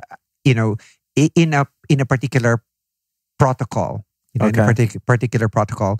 For myself, I started really, because I did this for myself. So I started really doing this with very small doses, like 50 milligrams every 30 minutes and only for 100 milligrams total. That's the starting dose. And where do these crystals originate? Are they a pharmaceutical? No, you extract them from your own kitchen. You can buy them. They're illegal, right? Wow. They're illegal? They're illegal. Oh, they're Schedule 1 substance. Oh, okay. I see. Okay. They're Schedule 1 substance. Okay. And I said, my joke is that everyone should be hauled to jail because we're harboring a Schedule 1 substance in our brain, right? Right. It's kind of funny. Right. But it's there are many references out there on how to extract, to purify, and so on. So is there something about your process that's proprietary that you figured out that other people haven't? No. Oh, okay. The only thing that I figured out there was what type of liver inhibitor to use. I see. Okay. Yes, and everything is actually in capsules. I see. There's no more plant material, there's nothing. But the nice thing about it is that you don't get into nausea, you don't get into the vomiting, you don't get into diarrhea and whatever. And as we were talking earlier, a friend of mine described the journey as seeing everything in HD TV rather than seeing it as a broken TV. So that's the kind of experience that I have gotten from it. In terms of ayahuasca means work. I want to be able to work my issues in there. Right. So, and for me, it's a more gentle form of introduction, of a more gentle ride to Enlightenment Island, rather than trying to levitate and near drowning quite a few times before you reach it. It's funny because one of my very mild concerns was, wow, if I really enjoy ayahuasca, I could have the propensity to want to do it more often for the wrong reasons, just to have fun and escape my problems rather than facing them, which is what I did. But because of the nausea, it's like I left there kind of going, I would like to do this again because of the insights and the things that I was able to heal, or that the plant or God or whatever healed for me. So I want more healing, but I'm like, oh God, I don't want to lay on that mat feeling sick, Yes. And so that was kind of a safeguard for me because there's no way I would do ayahuasca recreationally because of the suffering involved, But when you tell me you still trip balls and you have all these great visuals and these, this healing transformation takes place without the sickness, I could see myself going, cool, I'll do that tonight. Let's go. Let's do it every night, Actually, I still am afraid. Really? I've taken it a lot of times, the things I've done, and I still have this awe and a slight fear. In fact, a large amount of fear of the substance because it transforms you, it changes you. It does. Right? And you have to be ready to accept those changes. No matter how much you cry about the changes, someone's being pulled out of your life, someone's being shoved into your life, and so on. You just have to surrender. That's what it does. Yeah.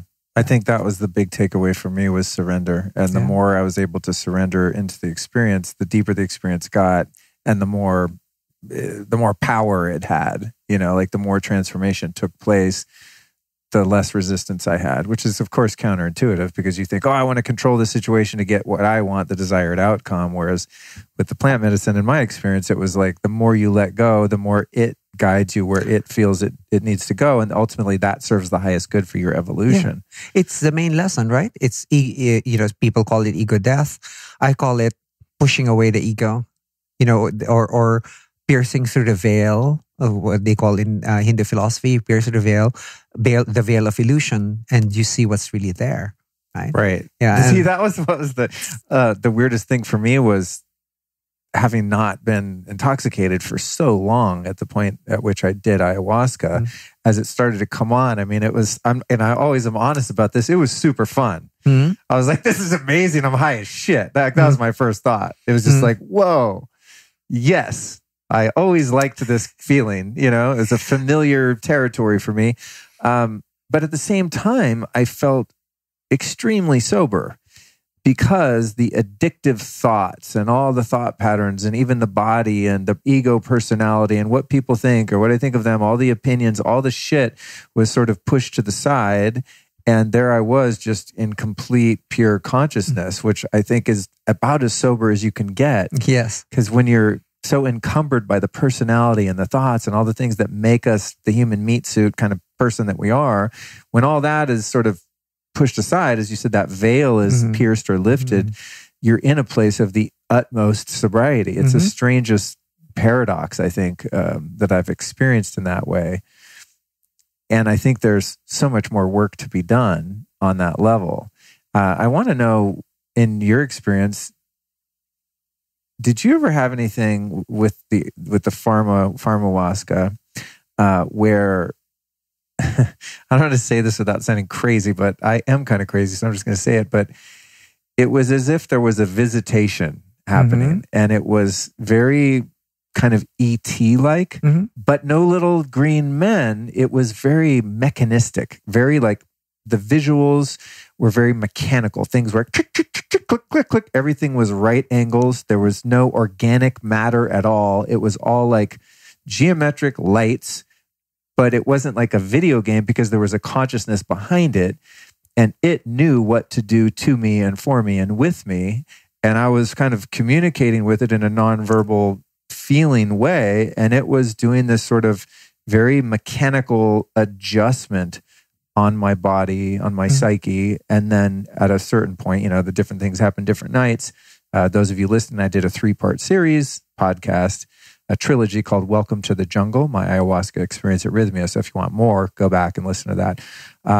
But at various times, aside from just that sort of ET visitation, kind of grid spaceship abduction type thing that was going on, there was also an involuntary multiple journeys into traumas that I had experienced, and a almost a re-feeling of them, a re-experience of them, but in a positive way that was not scary or harmful in any way, but a healing, because it allowed me to see the true depth and impact of some of those traumas that I think psychologically, cognitively, I've worked on, I've dealt with, I've talked about it, I've had therapy, I've done all the things. But the medicine in its intelligence or whatever is behind that said, yeah, you've taken a look at this, but watch this. Boom. Yes. And it was just like, oh my God, I got so fucked up as a kid. I mean, that's really what it was. Yeah. I was like, I had no idea that I was so hurt. Yeah. And it's not a victim thing. It's a admission of reality. I was really, really badly hurt and traumatized. And then I could see the lineage of that as it's colored my whole adult life up to 48 years old. And within the stark reality of that, I think is where the healing was. So I know I said it was a question. Maybe I'm just kind of sharing with you, but what do you think is behind that kind of ET visitation thing? And do you know what I'm talking about? Did you have anything like that? I know what you're talking about, but for me, it's like this. Yours is more discrete, right? Mine it's a swirl of this geometric and then almost robotic-like beings, and they swirl around and one of them would face you, right? and then you get this flashback, from some event in childhood, and then they will go again, and then another one will come out and then just face you. But my more interesting why I was a very strict neuroscientist. I was in a lab for several years and so on. The experience that actually convinced me of the power of ayahuasca was that two of us went on a journey by the beach, right? By the beach, and then, true enough, the sky. You see the fractal. The sky fold into fractal universe, and everything. The clouds became angel wings, and then we're looking over. You could see the steps over the ocean, right? And I was describing this scene, these steps over the ocean, and so on. And he started describing the same thing. So we were sharing the quote unquote hallucination. We were seeing the same thing, and we were not communicating other than with the molecule itself. And then I read further that the molecule used to be called telepathine. Whoa. That was the original name. Wow. Yeah. So that for me is like, it's right, like getting a rug pulled from under you. It's like, why the fuck are we seeing the same thing? That's trippy. Yeah. That's very trippy. Another thing about it that was apparent to me was that, I don't know if it was apparent, but I'm kind of just stabbing in the dark, hoping I hit the target of what was happening, and without over analyzing it, just out of curiosity, and I was just so impressed by the whole experience. But back to the veil thing, it was as if the limits of my perception that keep me in this 3D world were pushed to the side, and I was able to kind of, like a submarine putting up its, what is that? Is it periscope? Is that what it's called? Right? Yes. A submarine putting up its periscope going, oh, there's a world above the water. We didn't know there was a world up here. It was very much like that. So I'm living in this 3D kind of, Newtonian experience, and then pop my head up above water and go, there's, holy shit, there's infinite dimensions here that I'm working with and playing with. So it was, I couldn't tell whether those dimensions are always here or and they're masked by my tether to the Newtonian physical experience, or if it took me to other dimensions as an out-of-body experience or near-death experience or something like that would. Did you get a sense of, is it either or both or all? In the Hindu energy healing philosophies and teachings, right?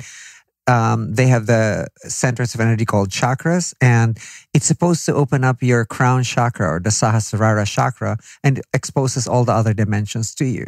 That's why the initial descriptions of people who took DMT under Rick Strassman, right? This is IV, they felt like a portal or doorway open, and in it were all the other dimensions. And for me, the experience is always like that. It's like, there are other dimensions out there that you can't see that's affecting you. Right. Yeah. Side note, do you think there's any truth to the concept that taking Shilajit, which is really high in fulvic acid, can assist in decalcifying the pineal gland? Scientifically, does that make sense at all? You know what?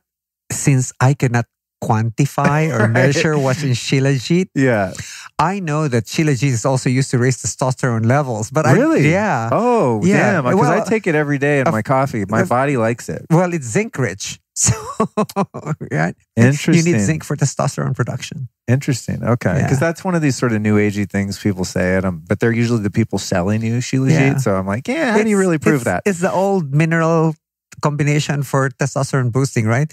Zinc and magnesium. This is why they have zinc magnesium combos, and they add some arginine in it. And, Right. I did about 6 hours on deuterium on the show, deuterium depletion.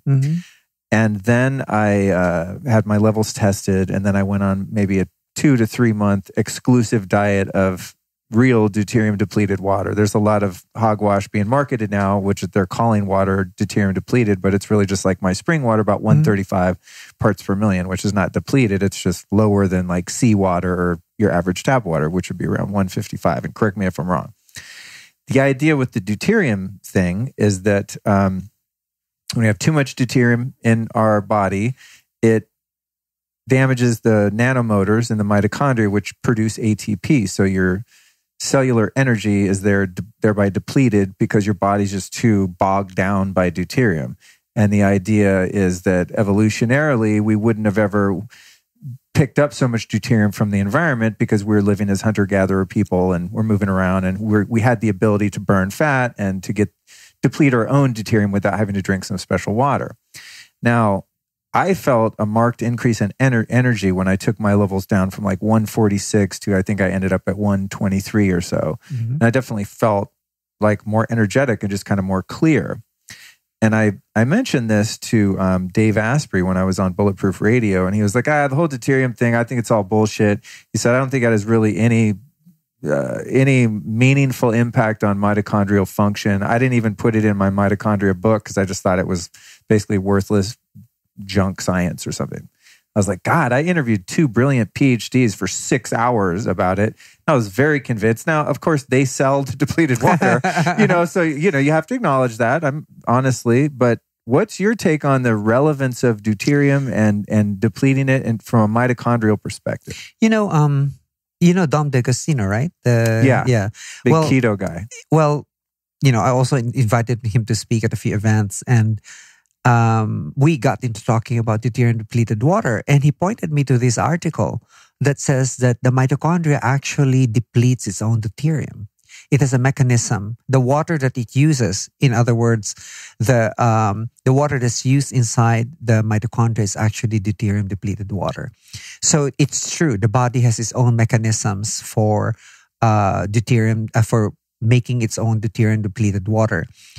I think where the contention is are you really able to absorb the deuterium depleted water, or are you just hydrating enough and with clean water such that you are actually helping your cells hydrate with a proper water and so on and so forth, such that it's able to deplete its own deuterium properly? So that's where I am on that one. Right.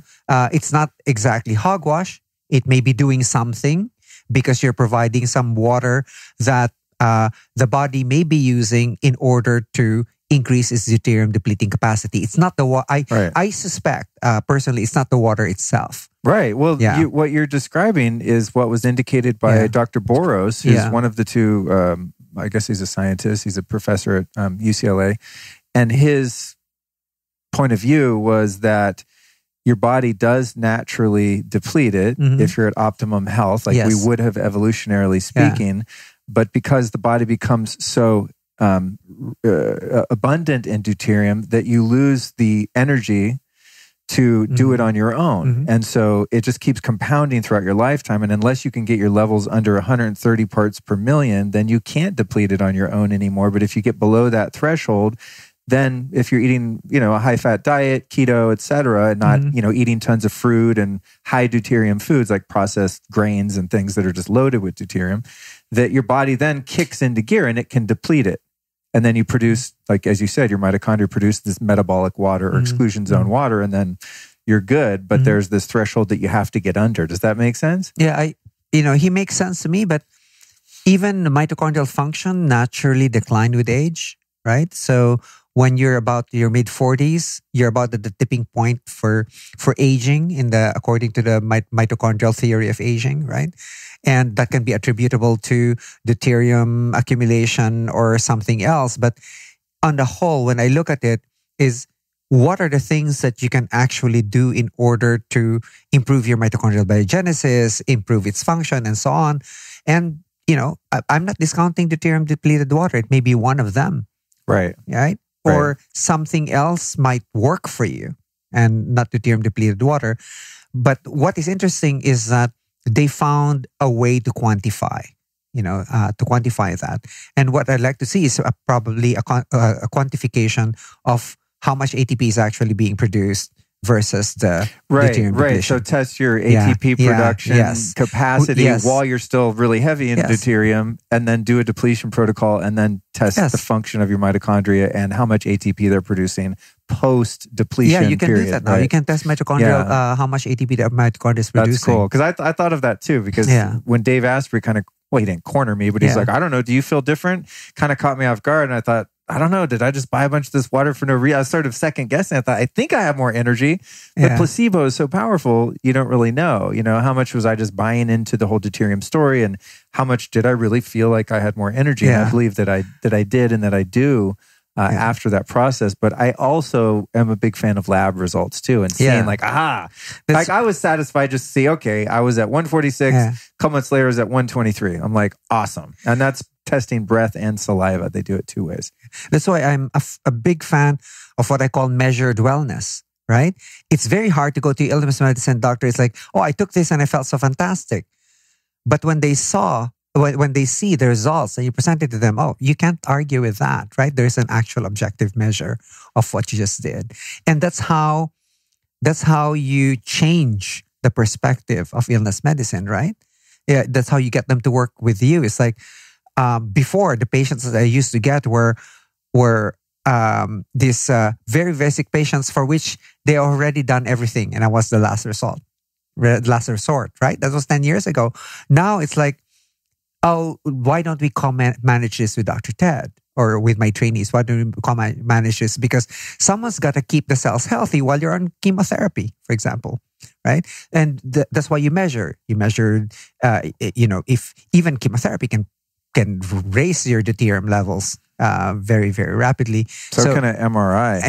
Yes. Yeah, when they put the contrast fluid. The gadolinium. Oh God, there's so much. I used to be an interventional neuroradiologist, so I know that. Yeah. There's so much side effects from gadolinium, right? Yeah. And it's funny you mentioned that because my nephew actually got his migraines, the start of his migraines after the injection of the contrast. But one thing about MRI and jet lag, this is just an observation, n equals 1 exactly. I was having chronic headaches from sinusitis when in Asia for a bit, and so I decided, because I like the effects of magnets on my head, so I decided when I landed there one time with this massive headache to get an MRI to see what my head was really doing. And I suspected this chronic sinusitis, and it was, right? But then for 3 or 4 days, my brain was firing on all cylinders as if I never had jet lag. Wow. It was incredible. I used to teach MRI. So, imagine realigning all of your hydrogen atoms to one, and then letting them relax and fall, and then aligning them again, and then letting them relax and fall. And they were doing a head MRI on me. So I said, this is an expensive hack. Right. But man, I really missed the after that, and like on day 5, it's like, I am like a tiny bit less than Superman already in terms of, a verbal fluency and, logical thinking and all that kind of stuff. Because I use various PEMF devices before and I use them all the time for different things, but before and after flying, I find that's one of the most effective, like my biocharger that you guys saw afterward. Another thing which I lent my mom for her Lyme disease is called an amp coil. And I use this other thing called a pulse centers, which is kind of more for injuries and things, but I love like magnetic therapy of all types seems to really help after landing. Do you think that's because we're so disconnected from the magnetic field for that period? I think so. You're disconnected from the magnetic field at that period. And also when you land, you don't ground yourself, right? So there's no discharge of the electrons and so on. So you're basically just accumulating the charge within yourself. But what I think helps a lot is when your hydrogen atoms are forcibly placed into one direction.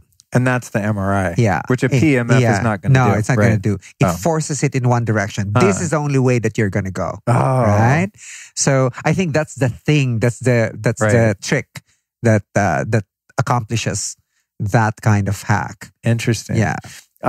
Okay, so I'm going to cut it at one more question here. We've got 12 minutes exactly. And my last question is a 3-parter. So EMFs, I want to talk to you about this probably extensively at a later date. Ooh. I struggle with the EMF issue a lot because I'm much more sensitive to them than anyone I know. It's one of the reasons I moved to the Hollywood Hills to get away from these cell towers I was living by. They made me super sick, really bad. Then I move in here and realize since there's no cell service, I have to have Wi-Fi on all the time in my house. I'm just like, seriously? And I don't own the house, so I don't want to hardwire the whole place and go through all, so I had an EMF specialist come over. There's a horrible magnetic field at certain points because of faulty wiring. Yeah. I fixed the dirty electricity. Like I'm doing everything I can. But one thing that I got about a year ago when I was still living next to the cell towers is this thing called a Blue Shield, okay? Not the insurance company, but Blue from... Yeah, I know them. Okay. I think I got their product. Okay, too. So I interviewed the inventor, and this gets into that sort of like spooky woo-woo zone a little because they produce something called a scalar wave. And what I can tell you for sure is that when I lived next to the cell towers, I didn't know that's what was making me sick because I didn't know they were there. They were hidden by this kind of faux wall, about maybe 100 yards from my bed, two massive cell towers. And I had... You're lucky you didn't get cancer. Yeah, my eyes went bad. I had to start wearing glasses. I had horrific brain fog where I almost couldn't drive. I mean, on and on and on. Headaches, insomnia, just horrible, horrible time. I went to every specialist. I could not find the answer. I didn't know what it was, but I just got one of these Blue Shield things because I kind of sort of get the scalar wave harmonizing your environment concept. And I'm pretty woo-woo guy, energetic. So I believe in all that. It's not going to kill me. If it doesn't do anything, it doesn't do anything. Even placebo would be better than nothing. So I get the thing. I have even worse headaches for about 2 weeks. I contact them and they're like, oh, that's because you're finally going into parasympathetic when you're sleeping and you're detoxing because you never do because you live in the middle of a city that's really high EMF. Then lo and behold, after a couple of weeks, I started feeling much, much better. And all of those symptoms kind of went away. Then 6 months later, I found... You mean the placebo effect kicked in? I'm kidding. Yeah. Well, it could have been. It could have been. But then I found out 6 months later, I found the cell towers just by a random recommendation from Jack Cruz again to watch the sunset. So I climb up this building next door to me to watch the sunset, open the roof, and it's like, warning, radiation, Verizon, these signs everywhere. And I'm like, you gotta be fucking kidding me. I'm the most EMF paranoid person on the planet, and here I am living next to them. So anyway. You didn't have a sensor? I didn't bother doing it because I just figured my environment was high anyway. You know what I mean? Yeah. So But if you were going into the red, I mean... Well, it was. Then after I found the cell tower, I did get a meter and I was like, oh my, you got to be kidding me. I can't believe I don't have brain cancer. Thank God. Yeah. Anyway, so I'm a believer in the Blue Shield thing because I didn't know what my symptoms were from. So this thing I just threw in the corner. I didn't think about it really.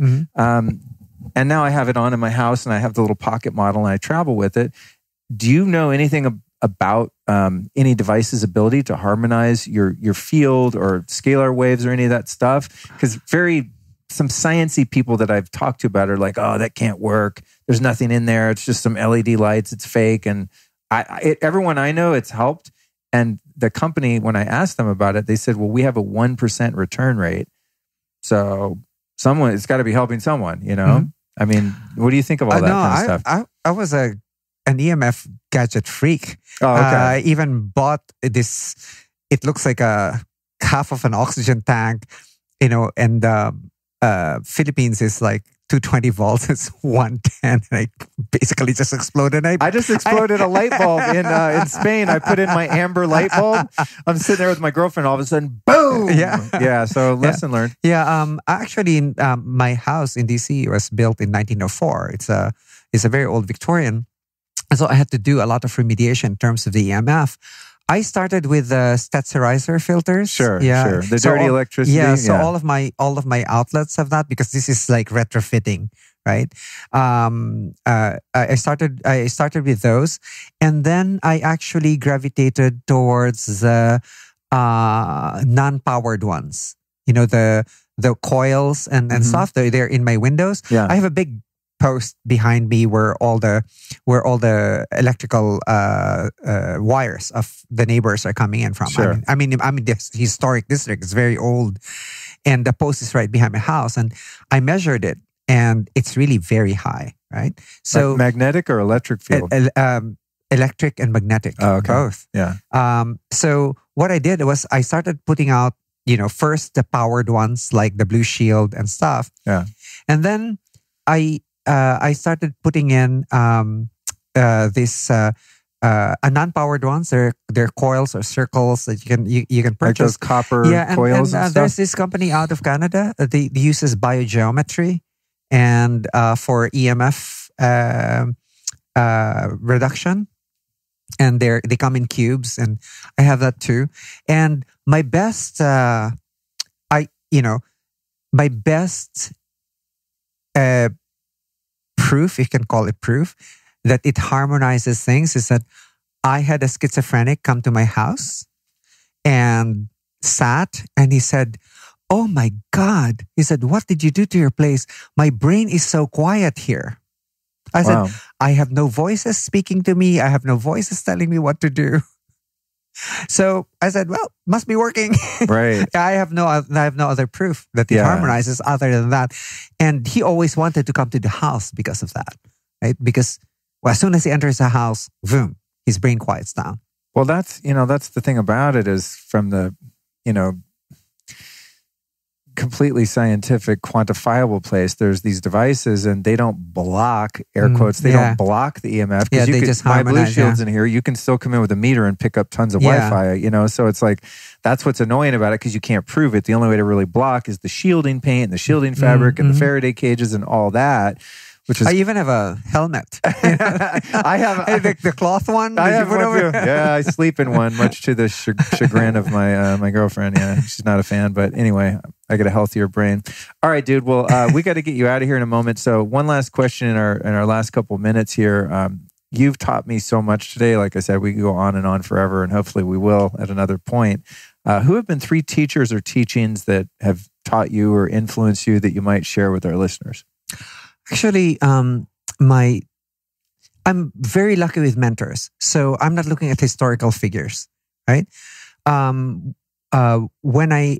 in the Philippines, I was mentored by 3 wonderful people who taught me. They were all pioneers in their field in pharmacology and toxicology, interventional neuroradiology, and neurology.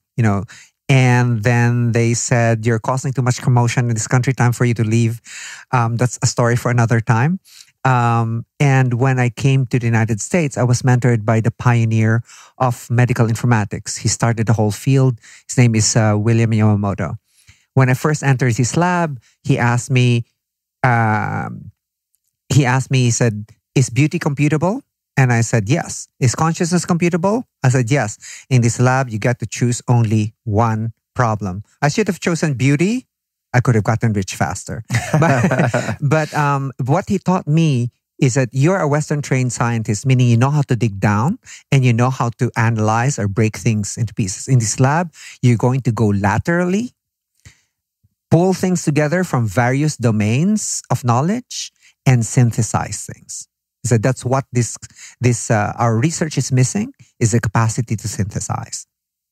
That's why the problem that I settled with in that lab is consciousness an intrinsic property of complex systems, or is it an emergent property of complex systems? So that's one of my greatest influences in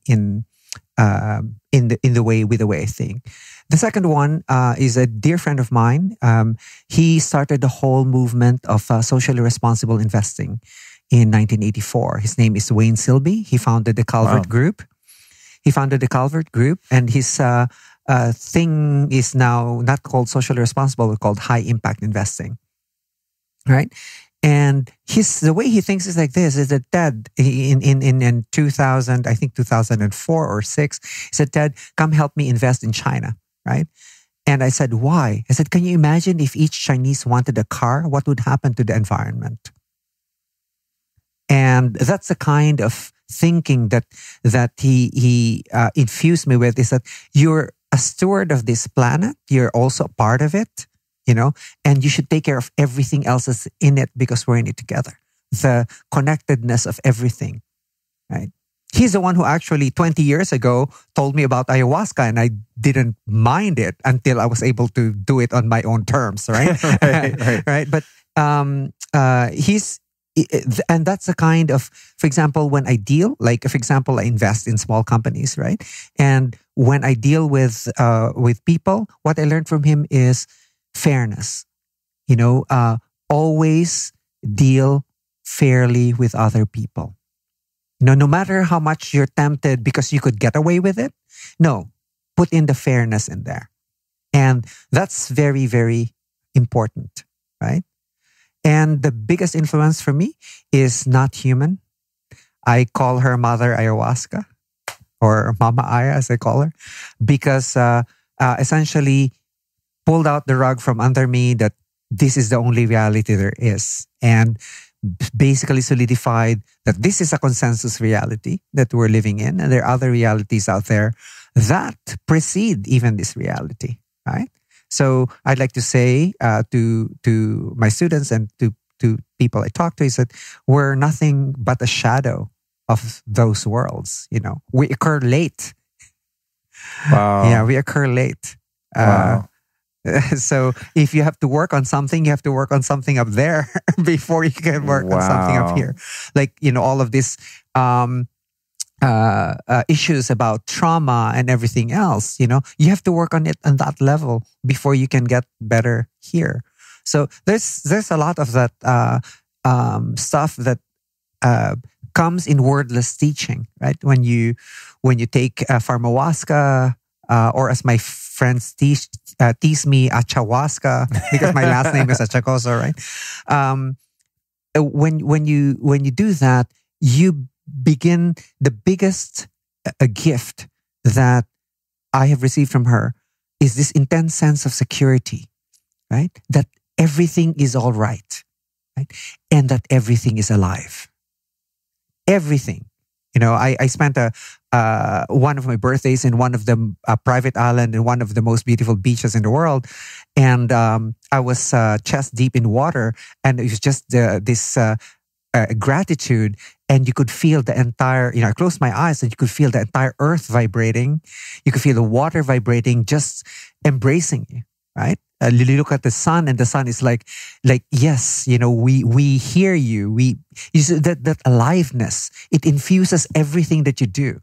You said when we came in here with so much energy, that's because for us everything is alive, right? Everything is alive. A rock in there has its own consciousness. We don't say that it's conscious only because we cannot become a rock. Right. So these are my influences. People who have influenced me heavily, and spirits that have influenced me heavily in my current incarnation. Wow. Right? That might just be the deepest closing of all episodes of the show.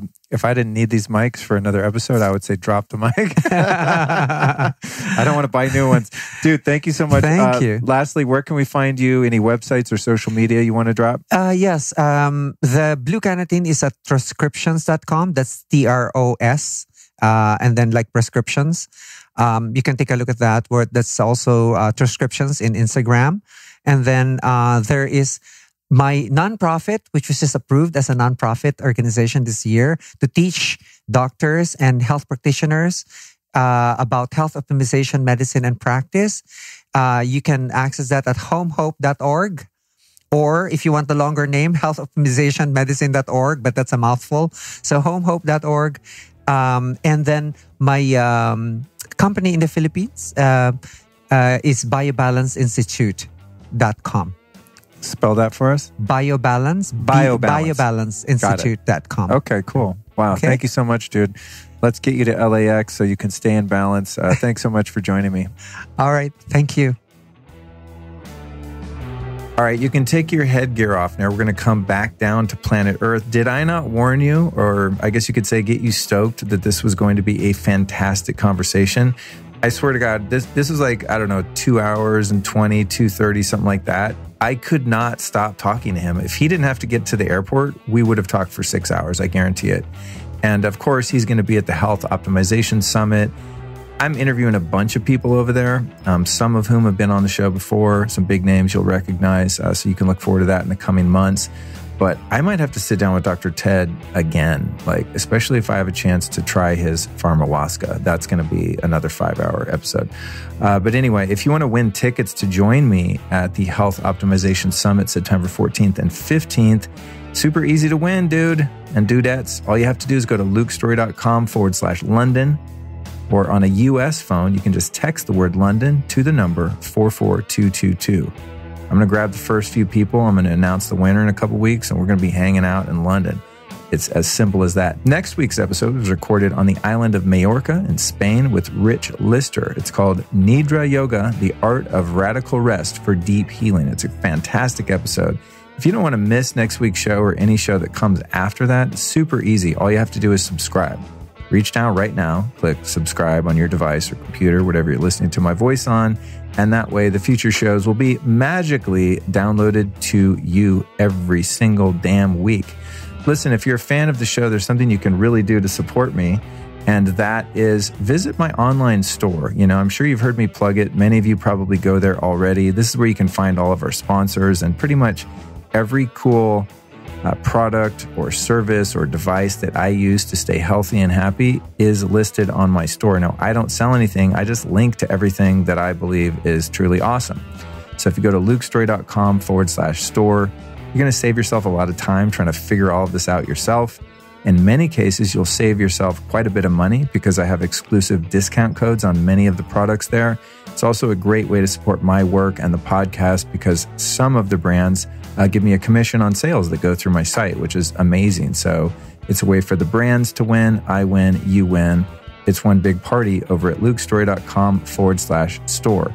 Now, I have a sneaking suspicion that you want to try this Canatine Blue stuff that Dr. Ted invented. I'm out of it right now. I'm like super bummed because it's dope for recording podcasts and doing interviews. It really gives you a clear mind. It's absolutely insane. If you want to get on the waiting list, because it'll probably come out soon after this episode drops, but you won't be able to buy it, here's where you go. Go to troscriptions.com/Luke. That's TRO, Troscriptions, like proscription. Troscriptions.com/Luke for the Canatine Blue. Stuff is very cool. Thanks to Organifi, one of our sponsors, Blue Blocks, another one of our sponsors, and of course, Juve. And again, you can find all of that stuff all the time, neatly categorized in a very organized fashion over at lukestory.com/store. More than anything, I just want to thank you for supporting my work here on the Lifestylist podcast.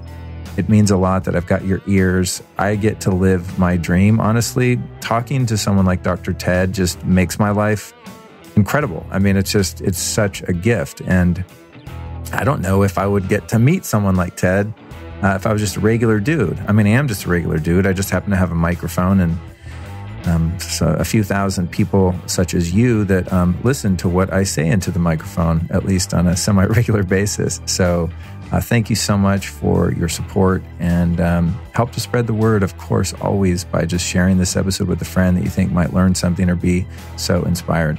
Thank you so much. I'll be back at you next week with Rich Lister. This episode of the Lifestylist Podcast was produced by podcastmasters.net.